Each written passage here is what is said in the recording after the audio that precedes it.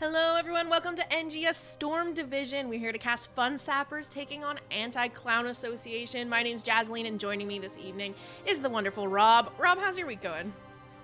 Very well, thank you. Good morning, Jazzy. Currently 2 a.m. here in the good old United Kingdom, and what a better time to watch some decent two really good teams today. I always appreciate when you join me for these casts because I know it's the middle of the night for you, but I really do enjoy casting with you, so thanks for being here. Oh, We're thank you, I gonna... appreciate that. We have one of the teams just waiting for everyone to get in Discord, but while we're waiting for those readies to come out from the teams, let's go ahead and take a look at those map selections for this series. The coin toss was won by Anti-Clown Association. They've opted for first pick for game number 1, giving map pick over to Fun Sappers. The map bans for this evening are Cursed Hollow and Alterac, banned out by Anti-Clown Association, and Fun Sappers taking away Volskaya and Garden of Terror. There's some favorite bands in there. I knew you were going to be excited as soon as the Garden. Yes! If I got up at 2 a.m. for a Garden of Terror game, I wouldn't have been happy. I would have been having words with some of these players. We are going to kick things off today on Tomb of the Spider Queen. It looks like the team's ready to go. We'll jump straight into this draft. Rob, what's your thoughts on these two teams? What are you expecting to see here? This is looking like, or just on paper, like you've got two very closely matched teams here, I would say. On the one hand, you've got the Fun Sappers, which is a bit of a core of Wildheart / Old Wildheart of the last couple of seasons. Then on the right, you've got a bit of a mishmash of some old Diamond Hands people, Mocha from Storm, Vince, who used to be on Oxygen, and not a one of these players are a bad player. They're all top level players. So I'm hoping for a very good quality game, but more importantly, a very close game with these two teams. Yeah, these players, plenty of them have a lot of experience under their belt here, so I'm expecting these to be some pretty exciting games. We have seen some kind of, questionable drafts coming out of some of these players. Yeah, I saw the 30 carats ACA game, don't you worry. So we'll see kind of what these players have in mind here, if they're going to take these as try-hard games or take these more of a, we're just here for fun now, let's try and run some silly things. Well, so far the bans are pretty try-hard and stuff you'd generally expect. The Lucio ban is super standard, especially on a map like this. Having a Lucio to empower that top to middle rotation is really, really strong. And Lucio is just in general busted at the moment, so pretty good ban there. Junkrat again, very standard, especially on this map, very good clear. And we have an Anduin ban, which is interesting. Anduin, not quite as standard, could be a bit more of a target ban. I'm not 100% on the support pool of the blue team. They can play pretty much anything. That's about right. Going hard on the supports here with that Brightwing ban being brought out as well. 3 supports off the board already. Let's see if either of these teams are going to prioritize going for their support because of that in the early part of the draft. I kind of feel like you have to at that point. Once you've committed to that level of support choke, I would be shocked if the Fun Sappers did not pick a early support here. Johanna, very expected, probably the best Johanna map. Johanna's just such a solid tank, and Vince especially, I would say, is known for his Johanna as well. I could see like a Rhaegar being taken here just because he's kind of like the next one to go to. These are your top supports. See if they grab He empowers that. a lot of stuff. Helps with the wave clear, really good camp taking, but no, opting to go for the Blaze. The Blaze is very common as a first pick. Probably the best offlane in the game at the moment. Him closely followed by that Hogger, of course. Hanzo helps to give the vision as well, so I wonder if we're going to see a support pickup here. Or now they've just banned out those supports. They're like, you know what, at this point we don't care, we'll leave them until a bit later, and we know what the other team is going for, as we do get the Hogger and the Sylvanas. I'm surprised neither one of these teams have prioritized picking up the Rhaegar. He's still a decent hero, decent healer. And with 3 already banned out, you're kind of getting down there in your options, but see if he makes it through this second ban phase now. We got that Hogger Sylvanas pickup on the side of Anti-Clown Association. We'll see what ACA, or what Fun Sappers is going to ban. Yeah, so this is an interesting one. Funsaps are in a position here where they could take out 2 support picks if they want to, and that looks like what they're going to go for, as we do get the Stukov ban, and unfortunately we do have somebody dropping out of the lobby. Looks like, is that Mocha that's dropped out, I think? Yeah, it's Mocha. So we'll be going back into the lobby very quickly, it looks like. Mocha just reconnecting. They're saying in chat there's too many support bans and he's flipped out. What was the last ban? Sorry, I was like... The last ban was Stukov. Stukov. Okay. So Rhaegar's still up. Yeah, so Rhaegar's still up. I think that's indicating they are looking to go for a support pick there. Ban it because they do have the next pick. We could see ACA go for a support ban themselves. Just to go, yeah, sure, you ban that out, but we're still not going to give you the Rhaegar. Wouldn't shock me. Chat's asking who is Infrared. Infrared is a player that a lot of the Wild Heart players that you're seeing in the lobby have played in NGS with the last few seasons. I think, since Heavy Impact, possibly. He's been around. He's been playing with these guys for quite a while. Was never actually on the Wild Heart CCL roster, but regardless, almost everybody in this lobby has played at least a season, if not more, with him in NGS. Yeah, Infrared's a name I've seen about the top level NA scene for some time. My understanding is they are a very good player. So I don't think no weak links on either team here at this point, unless you count Kelsier. He's a weak link on any team. Well, I maybe, love Kelsier. maybe Just some, to clarify, I love Kelsier purely for talking. I was gonna say maybe some weak internet though, with one of them falling off. Let's see. Is there any updates here on what happened?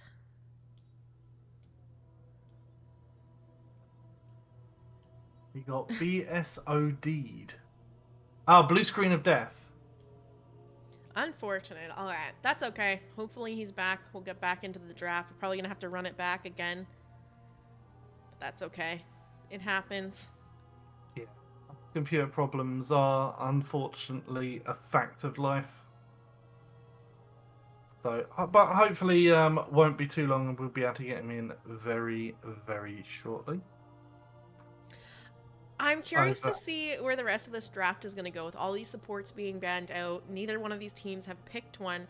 And when we get back into the draft, it's Fun Sappers that get to pick next. Do you think Anti-Clown Association goes, oh, you're banning Stukov and you're really not leaving us anything if you're going to take the Rhaegar, so now we ban the Rhaegar too, and you're really, really choking out support, so both teams just have a subpar support on their team?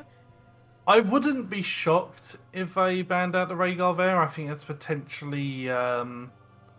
a good call. There is also the world where they just go, you know what, we're probably not going to get one of the top tier supports anyway. If we ban out Rhaegar, they're probably just going to pick up another one support here in this pick. Do we want to further limit our options potentially and have them pick up the thing that we were already looking at picking up?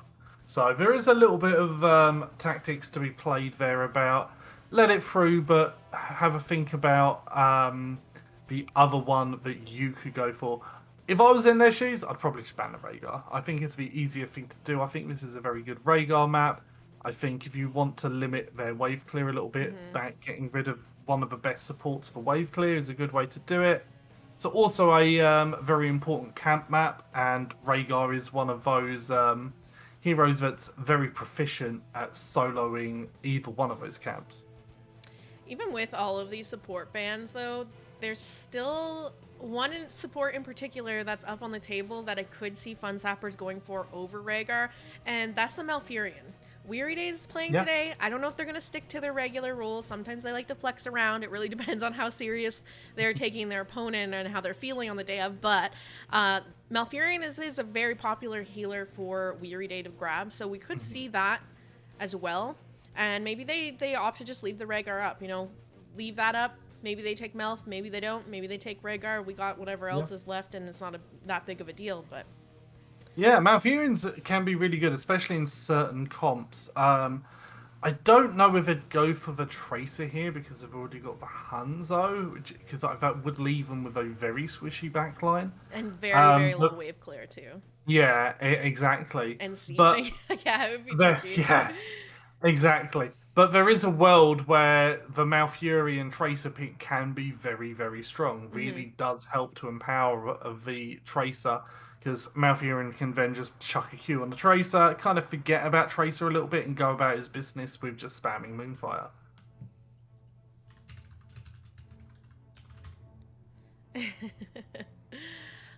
We could, it's technically see Anti-Clown Association go for that Tracer.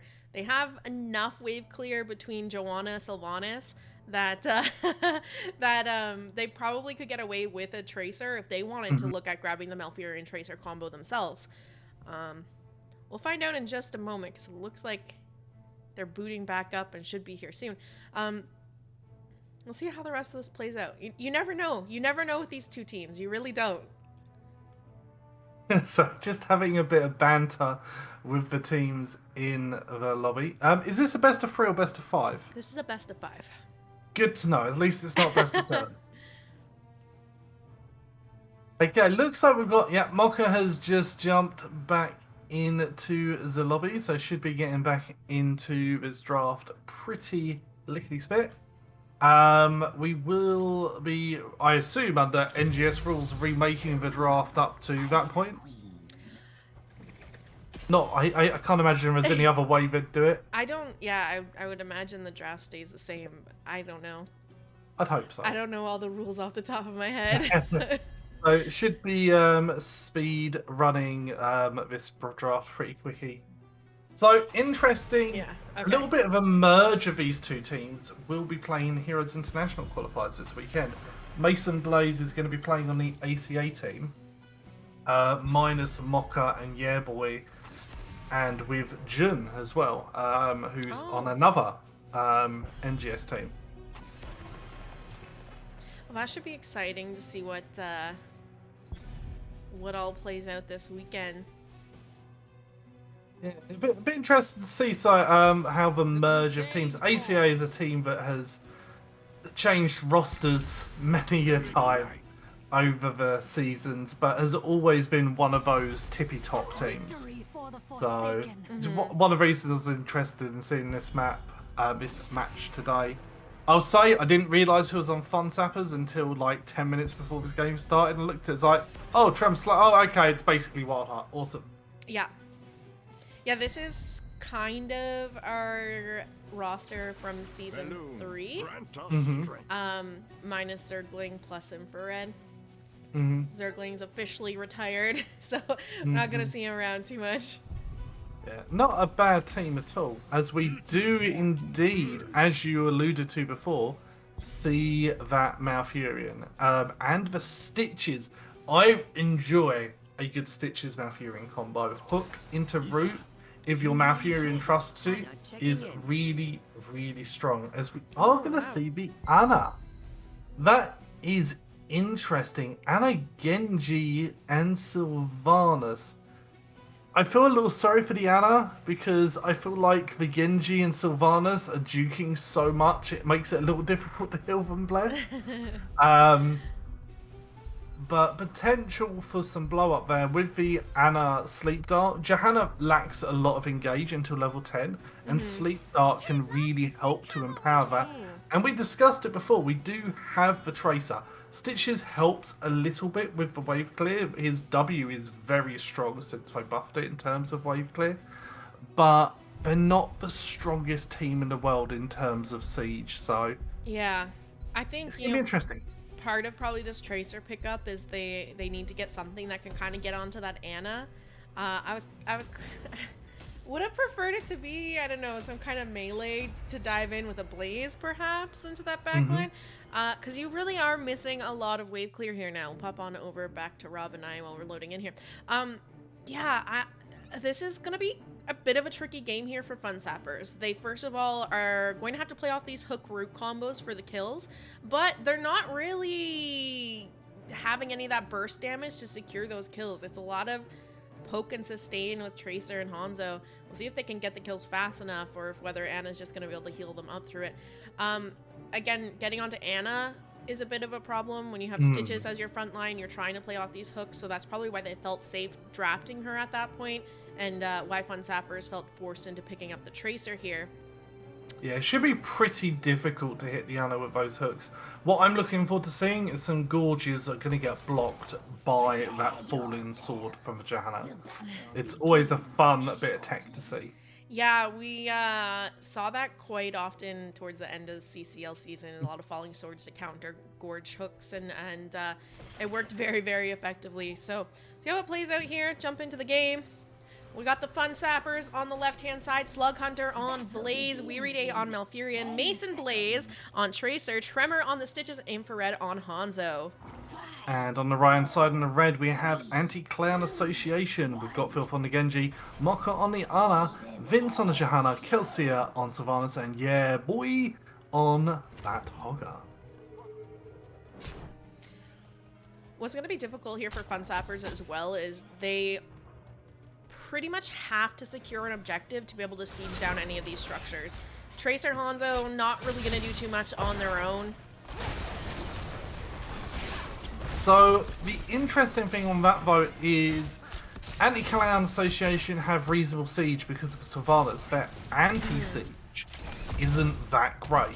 When you're looking at something like for anti-siege, you're looking at something along the lines of like a Chromie type character that can blow someone up, as we already see the power of that rotational Genji getting the kill on to the Blaze in the bottom lane. Not entirely certain how that happened. Was not expecting a kill that quick in the bottom. He's a little overextended. Got caught out. It's a warm-up game. It'll just take a second to figure out how to communicate again. It does raise an interesting point though. Both teams have really good rotational comps. With the Genji, with the Tracer, both teams have something that if you're overextended, you might just be dead, as we do see Red team having to back off there in the bottom lane as Fun Sappers are posturing for that bottom camp. There's a lot of resources brought down into the bottom lane right now. Just Stitches not around. He's going to be the one that has to soak it out the rest of the time. They're looking for that bit of damage onto Kelsier. Not quite able to find the jet propulsion, but the Giants will go over to the side of Fun Sappers. See, the XP still pretty even right now as we look towards those level 4s. Pretty even right now as we do stand. Simple geometry, 0 stacks. I haven't seen that in a while. 0 stacks of simple geometry 2 minutes in. That's one you normally get stacks on your very first W. We are having a little bit of a push here, empowered by that camp, as they are getting good damage. Probably going to get down this entire wall here, or very close to it. Both towers very close to dying, as we are seeing the counter engage onto Vince, is able to back off though. And this is going to be a problem too when Fun Sappers are faced with web weavers that they have to defend. Tracer, Hanzo aren't really going to burn through that too quickly. You just saw it, those bruiser camp, they got almost the entire front wall down there. Imagine if that was a spider. Yeah, boy, in the bottom lane, dropping very low due to that rotation, is able to back off, pop that healing well, and get back into the fight. Let's look in terms of gems. Both teams around the same, around 40 gems for each team, either in hand or turned in, as we are having another engage in the top lane onto Kelsier. That Tracer is very aggressive, which is what you want to see from your Tracer.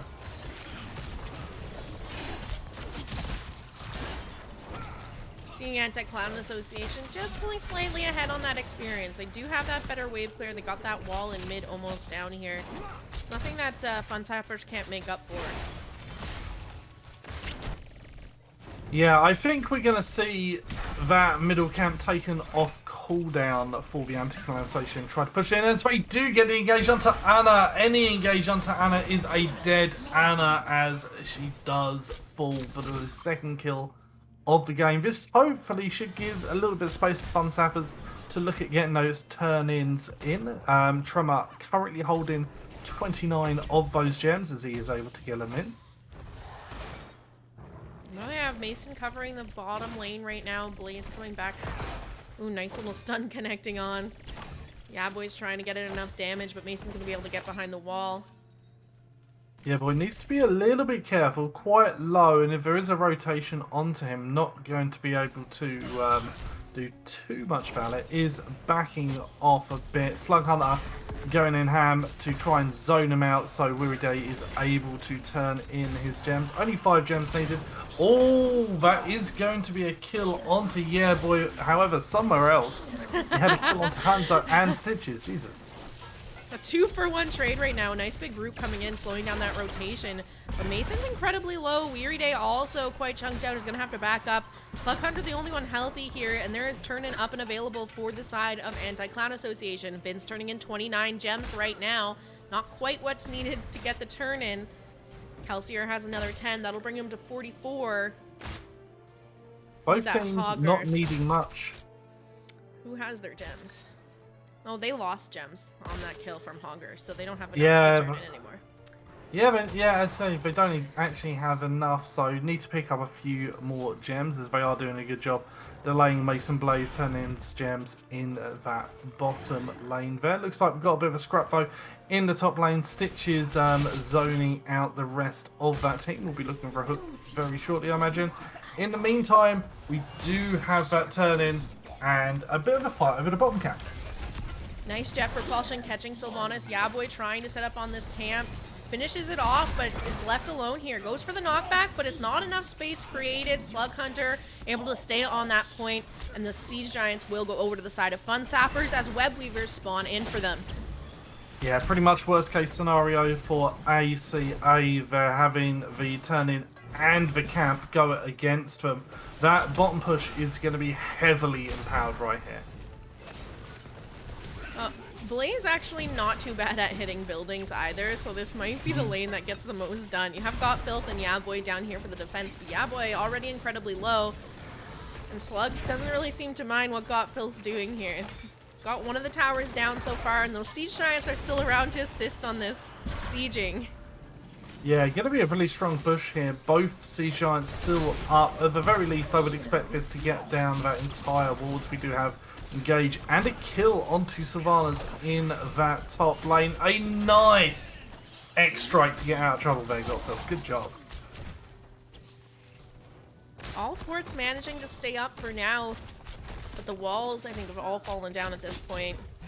A little bit of tower left in bottom. They're looking for that kill onto Yaboy. He's able to horde a bolt on out of there to survive though. Slug's still trying to get a bit of pressure onto this last tower to finish it off. Ooh. That was an interesting little interaction there. A nice little bit of geometry there put down to take him out. Mason Blaze, too much greed, dies for his sins. So we do see the Blessed Shield coming out of Vince, trying to secure that kill onto Slug Hunter. Very nice counter Twilight Dream, not able to get the kill. Slug going back in, looking for the jet propulsion. We have Got Filth over the wall with the deflect. They get the pick onto Malfurion. Hook goes out, finds Got Filth. There's the Gorge as well. X-Strike is up. He has some form of disengage here. He's going to go ahead and use that. Not to get out, looking for a little bit of damage there onto Blaze potentially. And that Maka able to keep him up with those heals. Pulled back in though himself. Lands a nice sleep onto Stitches. Condemn comes out from the Joanna. But however, not enough. Anna will fall here. Mind control now, popped by Kelsier. This is a never-ending fight in bottom lane. Fun Sappers doing very well to get a kill there. Effectively 2 versus 4 in that bottom lane. Even 2 versus 4, if you hook that Anna is going to die. Just, Anna is such a squishy missy that if you get a hook and there is any sort of DPS, Anna is going to drop. So need to be a bit more careful with the positioning there, does Mocha. Bruiser cams picked up here for both these teams. We're going to see Fun Sappers clear out most of what's left of Anti-Clan Association as Web Weavers spawn in ACA's favor. I feel like this could be a lot of pressure built up here for ACA with these Web Weavers. The clear for Web Weavers, not amazing on the side of Fun Sappers. We'll see what they get done with this. Yeah, not amazing, but doing a good job pretty much clearing that mid wave already. The top lane seems to be the target for ACA as we do see Sylvanas coming in with that trait to empower that Web Weaver push, taking out that bottom wall pretty darn sharpish. Genji jumping over that wall, Blessed Shield being followed up, not really able to get a call as we do see a mind control onto the gorging Tremor. Enough to save Anna. Everybody dropping very low though as there is a kill onto Anna and Stitches. Mason Blaze trying to finish someone off. Beautiful jet propulsion in from Slug Hunter. They're going to find the pick onto Sylvanas and Johanna here as well. Filth able to walk away on that Genji. Boss immediately started up here by the Fun Sappers. They've got a turn-in online here, so we're looking at a boss turn-in combination. Let's see what they can get done. They need this kind of pressure with the comp they're running for sieging. Yeah, absolutely. They lost that top 4 already, so this is pretty much best case scenario for them after that. Being able to get that empowered push with the boss and with the turn-in. Anna, however, I love it. I absolutely She's love trying it. to find it. Eye of Horus to delay that turn-in. Ooh, just manages to get onto infrared. Unfortunately. That's so much fun. Really annoying here for Fun Sappers. They're not able to get the turn in with that boss, and now their resources split all over the map. Dealing with that push in bottom from Yaboy and Filth. They had those Siege Giants to help out. Filth still looking for some damage on that fort, and the rotation from the rest of the team happening. Here's Vince and Yaboy spinning around in that back line. Yaboy doing a really good job to get out of that gorge situation with that Hortapult. Still dropping very low though. Tracer is in that backline doing so much damage. Able to get a kill onto the Hogger and the Genji. Absolutely cleaning up. Anna is next. There's 3 people dead for an anti-clan association. Very well played there by Fun Sappers. With the comp that they're running on the side of Anti-Clan Association, not a lot to really shut down a Tracer in the backline, and Mason Blaze just wreaked havoc. 3 kills there, and 16s online. Level lead on the side of Fun Sappers as their Web Weaver is spawning in. They might not have been able to get the boss Web Weaver timing together, but they're still getting a lot of this regardless. Those 3 kills are going to allow them to siege down quite a bit here. All the forts will fall, and we're on to keeps, Rob. Yeah, very healthy position to be in. All 3 Web Weavers with some health. Look to see them switch over into another lane as they are getting a kill potentially onto Vince. Dropping very low. Will be able to get back behind his gate. Yes, he is just about survives there. Wall on mid keep will fall. We got a nice juicy wave in bottom that Kelsier is going to clean up pretty quickly on that Sylvanas. The hook goes out, connects onto Vince, and Vince just used everything a moment ago to get out of there. Nice jet propulsion into the arrow follow-up from Hanzo. Kelsier's getting incredibly low, but it's going to be Malfurion that falls next. We got a mind control coming out onto Stitches. He's pulled in under tower range, and they will find a second kill onto Fun Sappers. The remaining members trying to walk away here. Slug incredibly low. No mana left on his bar either. And we got Yaboy coming in for the spin, trying to see if we can catch them on the way out, but that looks like that is all they will get here. Such a fun game so far. Both teams so heavy on the team fight in both their comps. Both are really looking to get those picks. As a result, we're seeing so much just scrapping every possible lane. Now, Anti-Clan Association are in Serenari here. They've got the kills. This will give them time to clear up their lanes, push it out a bit. They are closer to a turn-in. They only need 55 versus 60 for Fun Sappers, and they have more gems. We'll be looking to de-push this middle lane with that camp there to try and secure some space to get some of those gems in. So are those gems actually on? Genji has a few. They're pretty evenly spread. Kelsier holding the lion's share, 24. Just one more gem and they'll have that turn, and there's the Gorge onto Joanna. This is a Blessed Shield Joanna, so she's kind of stuck back here now. The rest of the team coming in to try and help her out. They get the pick on a Malfurion once again. Bunker drop by Blaze to help the team out. See if they can find anything with these tower shots to help them out. Another hook there connecting onto Joanna, and she will follow 1-for-1 trade right now. Yeah, really nice counter shield there. Johanna saying call an ambulance, but not for me, as the Blessed Shield was enough to secure the kill there. We do see a really nice kill onto the Hanzo, and a hook almost hitting onto Anna, who was millimeters away from getting hooked and killed there as well. This should be enough space though for ACA to get a turn in. Not a bad time either. This mid lane pushed pretty far forward. Top lane is also in a pretty good state. And right now, Hogger's been working on pushing out bottom as well. So these web weavers spawning in a pretty good spot for them here. We still got 24 seconds on that Hanzo, another 5 until Malfurion is back up. So they should be able to get some decent pressure with these web weavers. Yeah, ACA are pretty spread out at the moment, so they need to be a bit careful as we do see the dive onto the top lane, onto that Genji. It's Genji Voter is able to get out without too much hassle. Now, you've got Hogger pushing in the bottom lane, will be able to get a decent chunk of pressure. Are the rest of the team going to come down into this bottom lane? Or are they going to look for some sort of split push? Hook is blocked. Yeah, it looks like we're going to be prioritising this bottom lane push. 20s are almost here for both teams as Slughunt are stepping up to try and get some clear. However, stepping up into a mind control Sylvanas is never the best idea in the world, as he is in fact mind controlled and has to die for the next 60 seconds as we are seeing a heavy engage onto Infrared. Eye of Horus trying to get a kill. Oh, I do love some Eye of Horus plays. We got the Arrow and Twilight Dream coming out there. Vince is stepping forward with Condemn, but Weary Day way out of position is going to fall. There's the root connecting onto Genji. The follow-up damage coming through with that Scatter Arrow, and they will get the pick.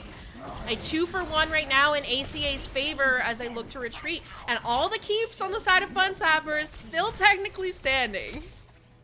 Weary Day's roots are always just mwah, chef's kiss. Really, really strong there with the roots. Just catching Genji on the barest edge of the route, which was enough to get that kill.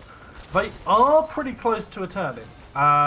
54 gems at the moment needed out of 60. 30 already turned in, 26 in hand. So they will be looking to try and step up and get that turn-in as soon as they can. Don't have the support though. So much of this COB is based around that Malfurion being able to help secure kills. We are for the hook.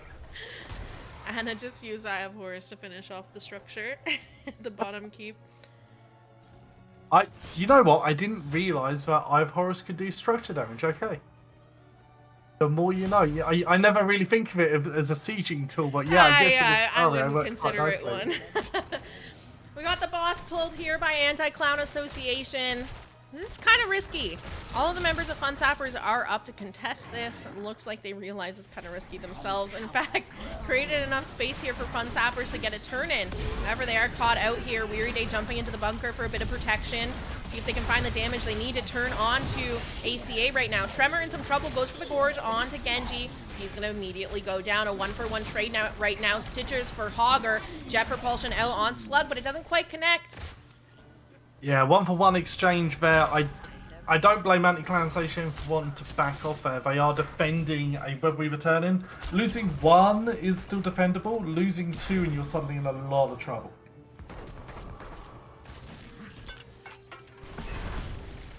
Just this mid-Web Weaver really coming in the only spot that they can do anything with it. The other two spawning pretty far back are just going to kind of clear out the lanes for them. Yeah, by the time the other two reach, if they even do reach, they're going to be virtually nothing. Like, bottom lane's almost dead as well. They're looking to get as much pressure onto that middle keep. Probably going to be able to do enough damage here to get that middle keep down with the Blaze, as they do defend the mind control really nicely. A little engaged by a Slug Hunter. However, backing off, Hogger is back very shortly. They're not letting them go. Blessed Shield into them, trying to delay that escape. Nice bunker from Slug there. See if this is enough to allow them to walk away, but there's the mind control connecting onto Slug Hunter. Nothing left. He's going to go down. They get the root onto Got Filth, but there's the damage. I was going to say, but not quite enough, but there's that Scatter Arrow showing up once again to secure the kill. A 1-for-1 trade right now. The hook goes out, but it doesn't quite connect. The consistency in which Weary Day is rooting a Genji is kind of terrifying. Like, predicting where the Genji is going to be to get those roots is incredibly hard, and Weary Day just seems to be having an 100% success rate at this point. It's kind of very impressive to see. Much, much better than my Malfurion. I think taking X-Strike on Genji too, it's a pretty telegraphed ability of where he's gonna land. So I don't know if any of those roots are coming off of X Strike, but something to keep in mind if you're playing Malfurion or you're playing Genji into Malfurion. Popping in X Strike is just a please plant a root here. No, absolutely. One of my proudest games as a Malfurion was rooting a flying Faustad with a little marker on the ground. I was so proud. I was like, I did a thing and I did it well. I was so happy. We still didn't kill him, but I did the thing. It was the rest of the team that didn't follow up at that point. Here's the hook onto Vince. We got the Gorge coming out here. The rest of the team collapsing. Hogger still cleaning up bottom. Root to follow it up. A lot of damage going out onto Vince, but Maka able to heal him with the Eye of Horus. Iron Skin down on Joanna now. And they use that Blessed Shield to peel away. Not losing Johanna there, very good for ACA. They have enough for a turn there, 65 gems in hand, only 50 actually needed. So we are going to have a little scrap in that bottom lane onto Blaze, does force out the bunker. Those hooks are so close. Got Yaboy going in with the Hortipult. They're looking at Slug Hunter. They know the bunker's down. He's a kill target right now. Weary popping the... Ooh, gets the mind control onto him, though. He's going to go down first. Slug's still managing to live through this, but the chase is on. Big condemn out from Vince. That's enough to catch him. There will be 2 members of Fun Sappers going down. Make that 3 Stitches fall. Infrared and Mason Blaze, the only ones left up. Storm Shield there helping to save Vince. Looks like they're just going to move in through that bottom lane. Look to get the win here. Tracer and Hanzo potentially could still defend this, but it's unlikely in the scenario. Let's see here.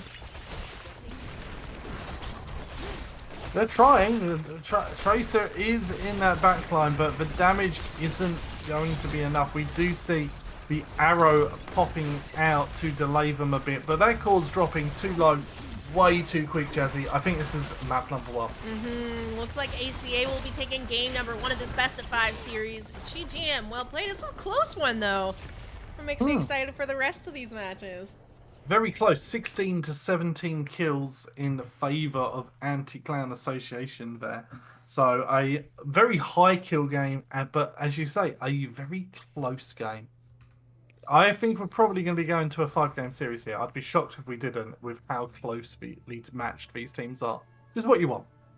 You know, I never enjoy seeing the Wild Heart Boys lose a game, but I am a little bit happy that it didn't turn into one of those 30-35 minute Tomb of the Spider Queen games. You know, hit the 21-minute mark and ACA was like, nah, we're done. Let's just end it. So I do appreciate that. Yeah, I think that's as well the sign of a top team as well, is knowing when you can end. Looking at those death timers, they saw it as like there was no hesitation. Once they got the kills, very quickly moved in to their bottom lane, secured that core pretty quickly as well, before the other team had even respawned their dead characters. So nice securing of that first map by ACA. Let's take a look at these talents. Anything that's sticking out to you, Rob? Well, I was a little surprised by the Blessed Shield, I will say. I honestly haven't seen that map. I still think that Falling Sword would have been better. Yeah. I think it would have helped to secure some saves there. I liked the mind control a lot over the Wailing Arrow. I think Stitches is a hero that doesn't really have escape tools at all, so they were able to get a lot of kills onto Stitches off of that mind control, from Stitches being a little bit too far forward. But I don't know, otherwise the talents looked pretty good. I think Hortipult was good here into the Stitches.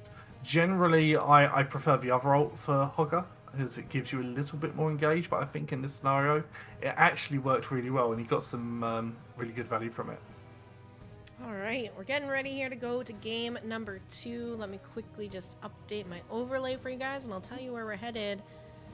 This is a map pick from the side of Anti-Clown Association. It looks like Fun Sappers have opted for first pick after losing game number 1, and we are headed to Infernal Shrines.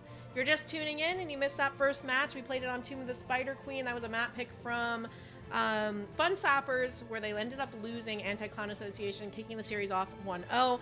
The map bans for this evening: Cursed Hollow and Alterac Pass banned out by Anti-Clown Association. Volskaya Foundry and Garden of Terror taken away by the Fun Sappers. Now we are into Infernal Shrines. So Infernal Shrines, another one of the more played maps, I think. Tomb, Infernal, probably the two most played maps. It wouldn't shock me if you told me that. Perhaps Battlefield Eternity as well.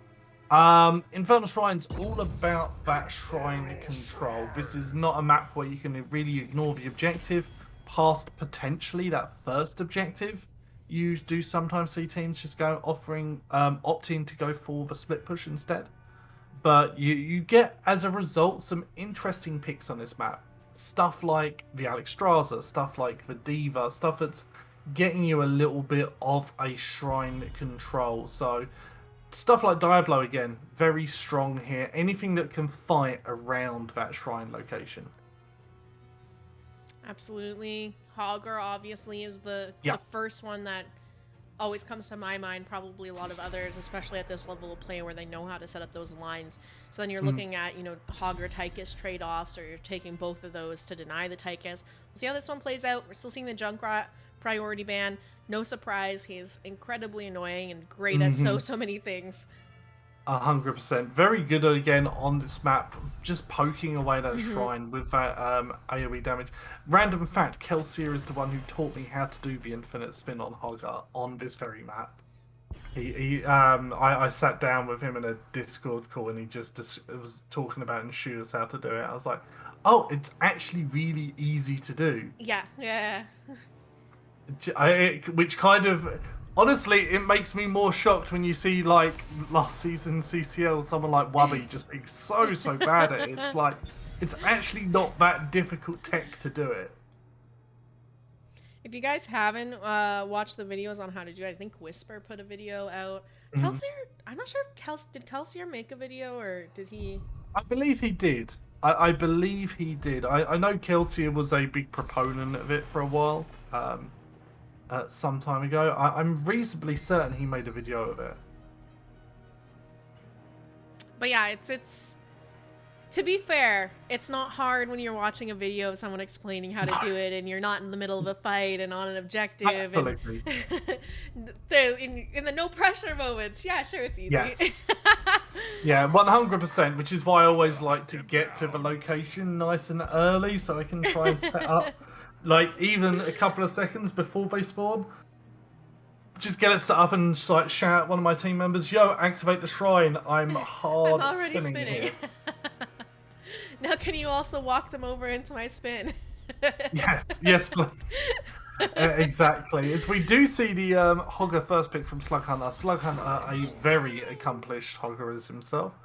The bans from Anti-Clan Association, very interesting. They're looking to ban out a couple of the priority DPS heroes in Sylvanas and the Lunara, and then opting to go for the 1-2 of Diablo Brightwing. Brightwing deals with stuff like that Genji very well from the previous game, able to just W him and polymorph him when he does get engaged. We see Garrosh Tychus. I love Tychus on this map. I think this is one of Tychus's best maps because Odin gets so much value on those shrines. Yeah, I really like these pickups coming out from Fun Sappers. The Tychus denial pick to kind of shutting down Hogger on these shrines. In addition to that, picking out Garrosh into Diablo is one of those... It just makes Diablo not able to play the game. He can never engage because then he just can get tossed with no disengage in his bar. So it's a very difficult matchup, kind of fun one to watch. Sometimes you see this paired with something to burst down a Diablo. You already have that Tychus. They could also look to do something even more annoying, like picking up the Karazim as well, and then any member that steps too far out of position on the side of ACA gets tossed in seven-sided strike. I'm loving these bans, by the way. Zarya ban, really good heads-up ban, because Zarya Garrosh is actually a terrifying combination. Chuck a speedy shield on Garrosh, and all of a sudden, it's just utterly horrible to play against. Medivh with Diablo, is one of the most toxic combinations in the game. Because if Diablo is able to jump into the backline before using any of his abilities, Yeah. you're pretty instantly dead. It's kind of horrible to play against. It really helps to cover up some of the Diablo deficiencies. So a good Medivh ban there, as we do see the Blaze and for Hanzo. Blaze doesn't normally take this long to get picked up, but definitely a good pickup here. Medivh also just makes Diablo pretty much unkillable. The shields Yes, eat 100%. so much of the damage onto him, and he has so much self-sustain in his kit already. We're going to see the Thrall on a pickup from the side of Fun Sappers. I like it. I like it a lot. So Ana really helps Garrosh with the engage. So Ana Sleep Dart into Garrosh Throw is a fantastic combination. Thrall very good into Diablo. Able to burst him down very quickly once he's got those giant killer tants in. Not to mention, Roots also set up tosses for Garrosh, 100%. just like Sleeps do here as well. Interesting that they go with the Joanna. I was expecting something to kind of maybe get in on Ana, but Joanna, not quite what I was expecting. Do you think this is going to be... So, DPS Blaze? I'm assuming? Like, I look at those three heroes, and that Blaze is the one I would put as a DPS, although it looks like Gotfilth is playing the Johanna. DPS Johanna? I mean, E-Build does a decent amount of damage. Blaze is the one that I know a few people advocate as a DPS. I've sat in on scrims with different teams where they have been advocating the prowess of DPS Blaze. So I'm a believer in DPS Blaze, but interesting because Godfilth is normally the DPS player here, but is playing the Johanna. Go ahead, jump into this game. This is some really interesting, well, I'll say ACA's draft, really interesting.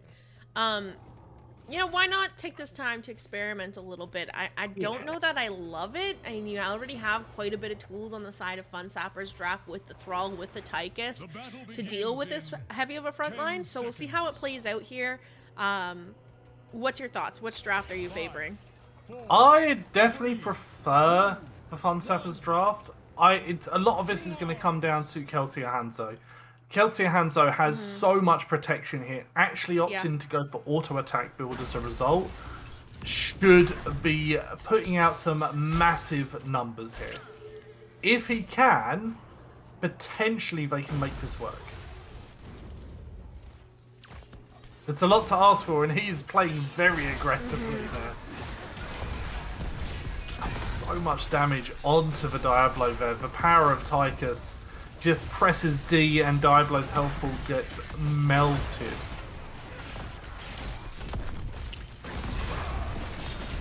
Is there going to be some kind of slow fights here with all this front line? Not a lot of damage to pop off or blow people up. It is DPS Johanna. Okay, sure. Yeah, as Blaze does go into the top lane to go into a little 1-on-1 with the Hogger, and we have... I'm trying to think if I've ever seen DPS Johanna before. I don't know if I have. I would say the one thing about picking up Joanna as your last pick here, a lot of that damage that's going to do anything to the front line of Anti-Clown Association is auto attack damage. And Jo can deal with that with an easy blind. She's picked up the double blind at 1 as well. So she should theoretically be pretty great at shutting down any of the damage that Fun Sappers is bringing to these fights, which is another reason that these fights can go pretty slow. Yeah, absolutely, as we are seeing engaged in the mid lane onto Yeah Boy, and does actually fall there. Power of that Garrosh throw. Gotfield taking a decent chunk of damage over Johanna as well, but is able to back off there. What I'm seeing a lot here is they seem to be using Gotfield in almost Zulrog, where he's double soaking a lot, whilst the other members of Anti-Clown Association are doing other things. Which honestly could work in the scenario. Yeah, I think... Oh, we got a DC. Oh, they tossed the bot. Oh, wow, that was a good timing pause as he is in the apex of a throw there. Just in the mid-air, little spinny birds over his head. Hopefully you get Gotfilth in pretty sharpish. Yeah, an interesting draft. I am curious to see how this draft does on the shrine, Hmm. because in theory, I think they could still have pretty good shrine clear. Johanna groups up those minions very nicely for Blaze and Brightwing to burn them down. Hmm. We're not going to see. I don't think we'll see the Q explosion talent from Hanzo here, so won't have that to help burn it down.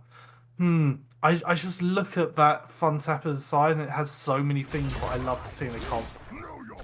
I think they let him go there. Yeah, it looks like it. Yeah, that very good sportsmanship there. I appreciate that a lot. That was so kind of them. You were talking about Joanna kind of clearing the waves. I think she's the only one that really can in the Thorman. Hanzo, not the best. He can put up a bit of damage. Yeah, especially with this build, I think. Okay, no, did still opt to go for explosive arrows. Okay, so that does help a bit, especially on that shrine. Yeah, now we can clear a little bit better, but Joe definitely needed to be on top before that level 4 came online. We're gonna see Bruiser Camps traded out here. Oh, we lost Joanna again. Nope. Rip. But we are definitely seeing something amiss right now. Yes, I believe that much is fairly obvious. We are still just seeing Johanna playing that double soak strategy, whilst the rest of the team is able to pick up camps, do other things, and again playing that kind of Zul role. And I think that's a really good strategy of how you play this comp. Realistically, you don't run around with 4 people, with Johanna and Diablo both being 2 of those 4 people. I think this is definitely a much better way of playing it, and I think it's working out nicely for them in this laning phase. They are a little bit behind on XP, but not much at all. I just worry about how this is going to look like on shrines. We'll hopefully find out here in a moment. What I do want to mention right now is, though, ACA, a bit better timing on this Bruiser Camp. We're going to see Fun Sappers showing up a bit late to this objective because they're just kind of starting their Bruiser Camp up right now, and Bruiser Camp on ACA has already been sent out. Hogger set up the spin. Getting some value there. Johanna is having to deal with that bottom lane still at the moment. So ACA are going to be a little bit late to having all of their team on to that shrine. They need to get some damage onto that Hogger. You can't just let him free spin there.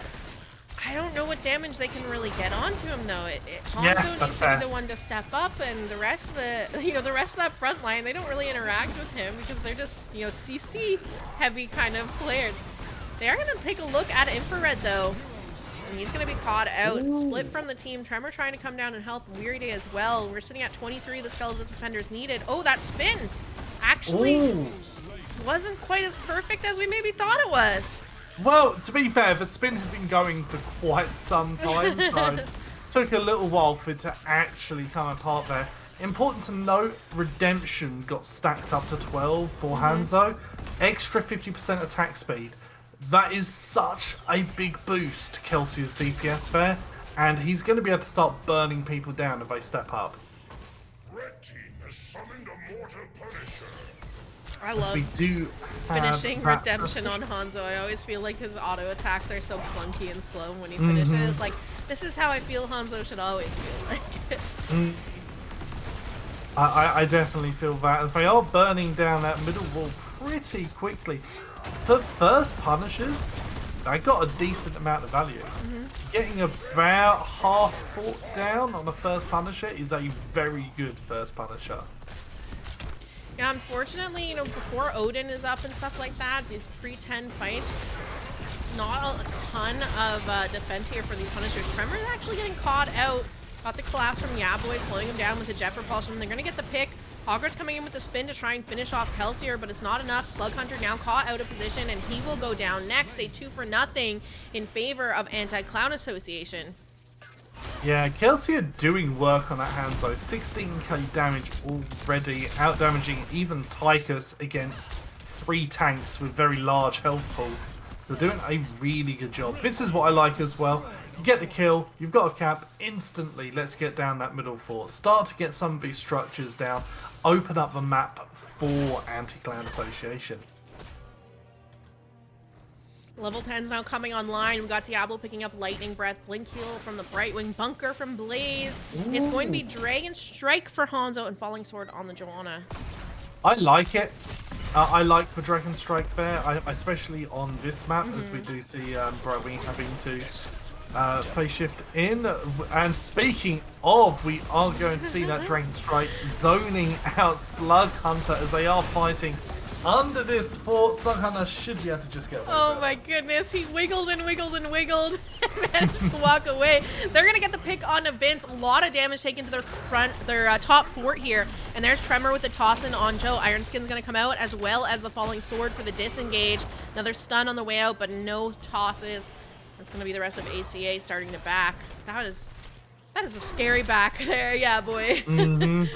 Yeah, that was a little bit of a greedy back, not going to lie. Resetting the souls, dive like that. It's an Odin. Okay, looking to get some real pressure in the top lane. I don't hate this. I think they'll have Odin back in time for that next try, or at least for a good amount of it. So looking to get some good pressure, but not getting the hugest amount of value, as I say that, as Kelsey gets destroyed, just able to get out of there, but very almost dying, as Slug Hunter diving behind the fort to try and help secure that kill. That was spicy. That was very almost a kill onto Kelsey, and Kelsey dying would be bad, because you then do start losing some of those redemption stacks again. Yeah. Even though it's completed, because it is redemption, you still will lose stacks at maximum. Another thing that's important to remember here is that for the most of this time, Sappers has been up in this lane as 5, and ACA has had their resources split. Blaze is still soaking bottom lane, in fact, trying to siege that down a little bit. And so you're dropping XP on the map that ACA is picking up, and they're falling a little bit more behind on that experience. In fact, you can see almost 13's online for ACA right now. Sappers are barely level 12. Yeah, looking like ACA is going to ignore this objective. Blaze is just going core in the bottom lane there, doing as much as he can. However, still able to get some really good damage in that top lane. Tremor dropping very, very low. They are currently as 4 as well, due to that Thrall having to try and counter that Blaze. We see good damage being put out onto Slug Hunter. Healing prowess of the Anavo is enough, and they're backing off with the Odin now being popped. Still down their 13s here. Tremor's getting poked out quite hard by Kelsier. A little bit of heals from Weary Day to keep him up. Nice taunt onto the Brightwing. There's the toss, and they get the pick. Falling Sword coming down onto Tremor. Is there enough heals from this Ana for Gyros to stay alive? The answer is yes, Rob. Kelsier so incredibly low. They're looking at some damage onto Vince, but they managed to turn that fight around. Yeah, Tremor dropping to around 250 health there, I believe, was probably one extra auto attack away from dying. However, Garrosh being Garrosh, having such a mighty armor pull at that low health, is able to survive, as we are seeing another toss onto the Johanna. It is Johanna, though, will be able to back off pretty easily. Does mean Iron Skin is down for this Immortal. So we will see it being baited. Oh, we've got 3 tanks. Another tank can bait it, obviously. I was like, oh, who's going to bait it? It's like, no, it's a 3 tank. Oh, nice flank there from Infrared, looking for the Sunder. They get the toss onto Hanzo. The taunt comes out as well. Another stun to follow it up. Here comes the Punisher jumping in onto the unstoppable Diablo, who uses Lightning Breath. Not quite enough damage to find any of the kills they were looking for. That was scary, scary for Anti-Clan Association for a moment. I just want to mention, though, during all of this, Blaze just casually taking the bottom camp, still running all the way to core through that bottom lane, as Kelsey almost dies there to the Punisher, and some other damage which I didn't quite see who did it, but was very, very low there for a second. Pretty even game so far, although a little bit in favor of Anti-Clan Association in terms of structures at the moment. Ooh, Tremor walking into this camp, gets a toss on a Gotfield, but now they're slowing him on the way out. Here's the Dragon Strike coming in from Hanzo, trying to split them up, put a little bit more pressure out. That's gonna be it. I liked the Dragon Strike at first. I'm starting to second guess it. It's been a reasonable zoning tool, but I feel like for so many situations here you could have had a kill if you had have had that extra CC. As Mason Blaze is apparently committed to pressing that R button on cooldown as if he is a Lily player, popping out that Odin to get some more push there. Which honestly works quite well last time. Still had it back in time to help secure that shrine, so should have it back in time here for the Arcane Shrine, or at least a part way through it. Level 16s are here for Anti-Clan Association though, and looking to get something done with that talent advantage. Having a little bit of deja vu, Slug Hunter caught him in the same spot as before. This time though, he's gonna go down with all 5 members of Anti-Clan Association going for the rotation and securing this top fort while they're up here. 16, still a little ways off here for Fun Sappers. ACA doing a good job of getting value out of their 16s though with that fort and kill. Yeah, good job there, getting that 16 advantage kill. Now, looking to start taking some more of these camps as Vincent Kelsey is going for that top bruiser. Arcane Shrine in the middle should be popping very, very shortly. We'll have Hogger back for it as well as he does pop back up, and level 16's there for Fun Sappers as well. So, obviously the side of ACA is going to be favoured for this shrine just due to the fact that they've got a keep there as Vince is just waddling away from Tremor. As they still have their fort there, sorry, so they do have a healing world to back off to. However, the last shrine went really well for Fun Sappers. That was partly down to the fact Blaze was just not there. He was doing other stuff. I don't think we will see a repeat of that here. I think we're going to see them challenge for it, as we are having to engage over this camp. Nice Dragon Strike from Hanzo. Thrall's going to be the first to fall. So much damage on that Dragon Strike connecting onto Tychus. We got the Blaze Bunker dropped, as Slug Hunter will go down as well. A 3-for-0 right now in favor of Anti-Clan Association, and they're looking for 4th. They'll find it. Beautiful scatter arrow. Kelsier just cleaning up in that fight. Absolutely worst timing for Fun Sappers to have a team fight go that horrendously. This should be a very free shrine for ACA, as well as they're going to be able to get some value in other places. Able to just walk up to that front keep gate at the moment, due to the fact the only person defending is an Anna, which is basically no defense at all, as we do see the heavy engage onto Weary Day, and he is going to fall as a result. Nice stagger death pickup there for Anti-Clan Association, especially it being the healer. It's going to make it a lot harder for Fun Sapper to do anything without having any kind of sustain to keep them up. Vince going for the engage onto Slug. He's going to go ahead for the spin, try to close the distance. They're looking at Maka. He's able to blink out, heal out onto Yaboy, and is trying to retreat, but Yaboy kind of stuck in there. Phase shift canceled because Bunker is dropped. We got Gotfield rotating down now to help out. Keep in mind, there's no healer on the side of Fun Sappers right now. This damage that they're taking kind of sticks a little harder because of it. Really good defensive tools on the side of ACA there to be able to survive that counter engage. That was a really nice play by Fun Saps as well. Very almost worked. They absolutely had to do something like that here, because this is almost certainly a free key.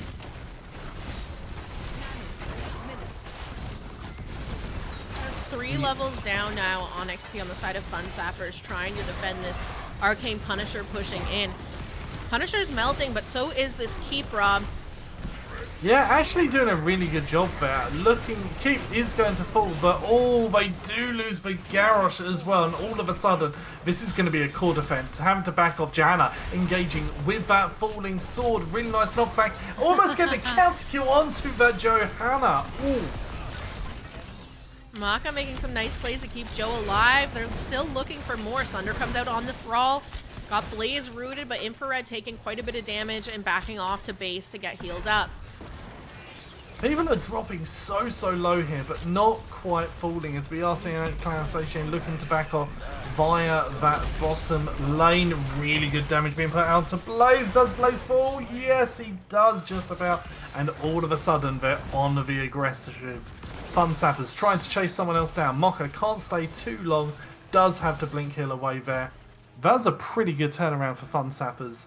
Took a little bit of core damage, not too much at all though. Will have level 20s in time for that next objective, very importantly. I want to see them keep walking at them here. Weary Day wants to keep walking at them too, but he's on it. He needs to be a little bit careful. Garrosh is up. They're going for the invade here. Blaze down for another 33 seconds, so it's a 5v4.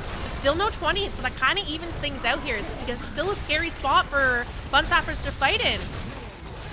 Oh, the yo-yo health of Garrosh does actually fall this time as we see the Dragon Strike coming down. Slug Hunter seems to be the next target. Is able to hog Wild away. Only a one kill there. Oh no! Johanna coming in, Fallen Sword. Kill onto Anna. This could be it for Fun Sappers here. 3 members going down. Core wide open through mid lane with Kata's on it already and a camp pushing in to assist with this siege. We're going to see Anti-Clown Association go for the core call. Yep, looking to posture for that call. They do have Odin to help with the defense here.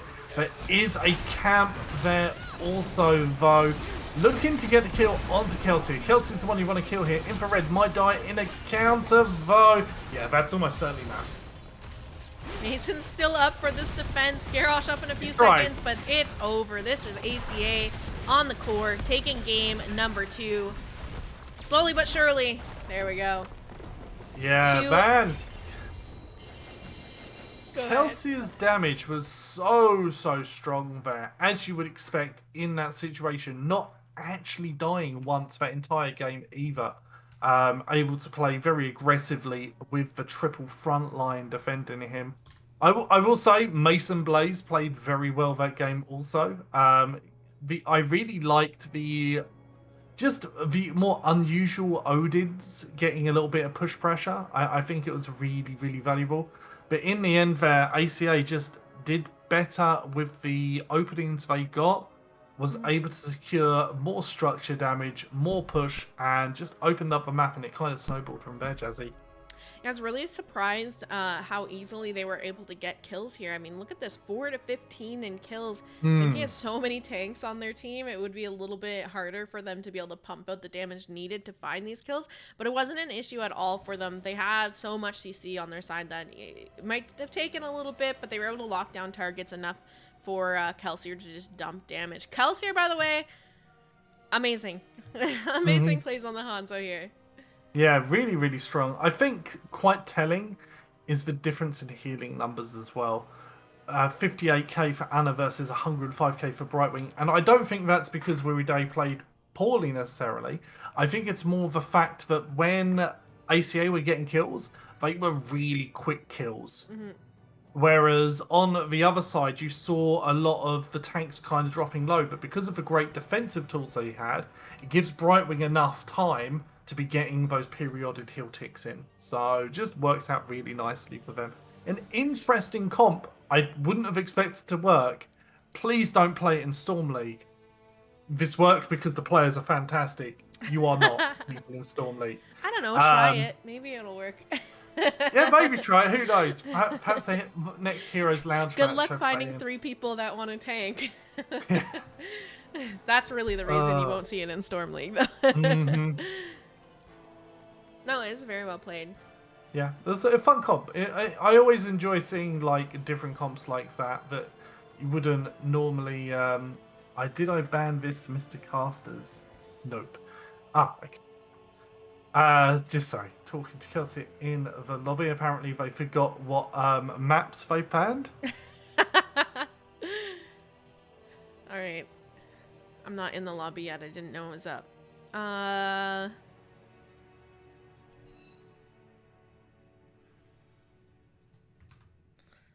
All right, we are getting ready here for game number 3. Rob, why don't you go ahead and tell them where we're going here? So we are going to Sky Temple. I like Sky Temple a lot. it can be a little bit snowbally if you get ahead, but I kind of like the tactical side of that, where the early game can be so important on Sky Temple, because if you do get ahead structurally, it gives you so many more options, because it's not a situation where every objective is like super duper important. It is more of a scenario where you can just split off the objectives, rotate, so you're not fighting. Yeah. And kind of going for that more, just getting consistent pressure. Bit of a bigger map. Globals can be a thing. Wouldn't be shocked to see something like a Fausted or a Dahaka here, depending on how those bands go. As we are now popping into the draft. This is a map that some of the players that were in this previous season of CCL really liked playing on Sky Temple, but mixed results. Yeah, So- I think that's fair.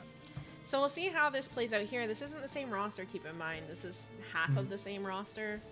Not even. It's a Weird Day and Mason. Tremor Slug had played on Wild Heart before, but not this last season where they prefer Sky Temple and Infrared. Not at all. So we'll see how it plays out here. Yeah, we mentioned those globals, and very telling is the first ban of Brightwing there as well. Just an instant ban on the Brightwing. Brightwing is strong healer, especially on a map like this, where you are able to turn those 1v1s into a 2v1 very, very quickly. The ye olde story of the support choke carrying on here, as we do see the Lucio ban also. Are we going to see more support bans here, do you think, Jazzy, or some nice off-lane bans?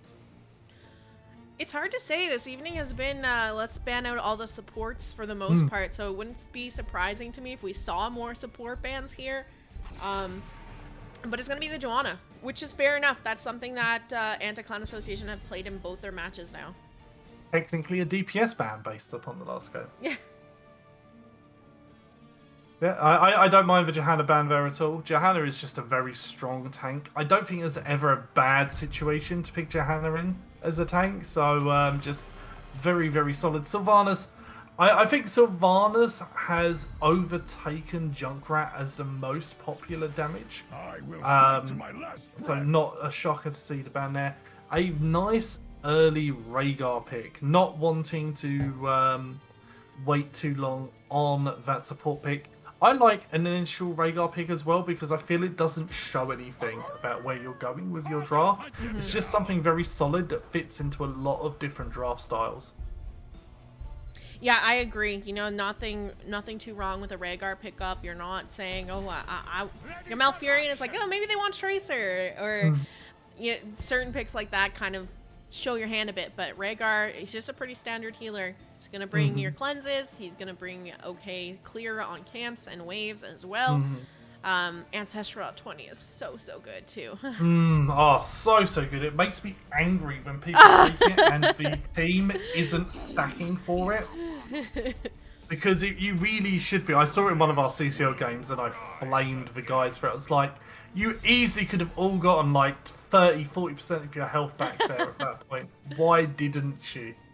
As we are seeing the Dahaka being picked up. Dahaka is my most played hero. I love Dahaka. Really? Especially on... This is like one of the best Dahaka maps. It's like this and Towers are the two that I really, really enjoy picking up the Dahaka on. And Slug has a fantastic Dahaka. Yeah, he can land those dregs fairly decent on Dahaka. I do like a Slug Hunter Dahaka.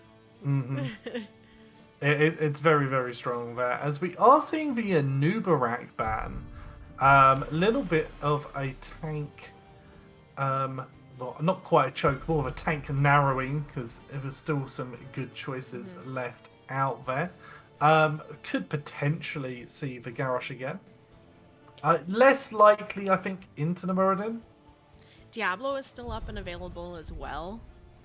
Sky Temple is a little bit more open space around some of the objectives. Sometimes it works out. You're going to pick up the Kerosene, which makes you think a little bit more about what you're grabbing here. Already though, I mean, look at the comp of Fun Sappers. They could really run an all-in. We're just gonna face tank into the team with a Greymane Dahaka and go Diablo and just continue that. And if they're all-inning, Karazim having a 7-sided strike isn't really as scary. So we'll see what they grab. Dare I say it? So you've got Greymane, great auto attacks. The Hacker can have very good auto attacks. Oh, nice. Tyrael Tracer, both very, very good auto attacks. Is this Bloodlust? Like, I'm not a Bloodlust sympathizer, generally, but if you are going to go Bloodlust, it isn't a bad comp to go Bloodlust, especially with the saving tools of Tyrael. Bloodlust Sanctification. They've taken out the Falstad, who is generally a very good counter to Bloodlust, because if they Bloodlust, you just gust them away. Could potentially be a Bloodlust game, as we are seeing the Sergeant Hammer. Bit of that European influence there coming over, making Sergeant Hammer a bit more popular. This isn't a bad Sergeant Hammer game either, actually, because they haven't got stuff that gets onto it too well that isn't Tracer just walking up. And if Tracer walks up to Hammer, Tracer's going to die. This is I love and hate Sergeant Hammer picks like this. You got the entire draft, and you know there's not really a lot that interacts with the hammer here, so you grab it. It's one of just those reminders, like, hey, don't forget I exist. Yeah. Yeah, it'll be a little bit tricky here. Maybe they can get enough damage onto her to Greymane to dive in and finish the kill, but there's The interesting one to me is still Karazim. I'm not sold on the Karazim. Depends how, honestly, it depends how good Mocha is at Karazim. Because a good Karazim can be very, very strong, but it is a bit more of an all-in hero to be playing. Yeah. So definitely need to mind the P's and Q's. The nice thing is there's next to no CC on the side of Fun Sappers.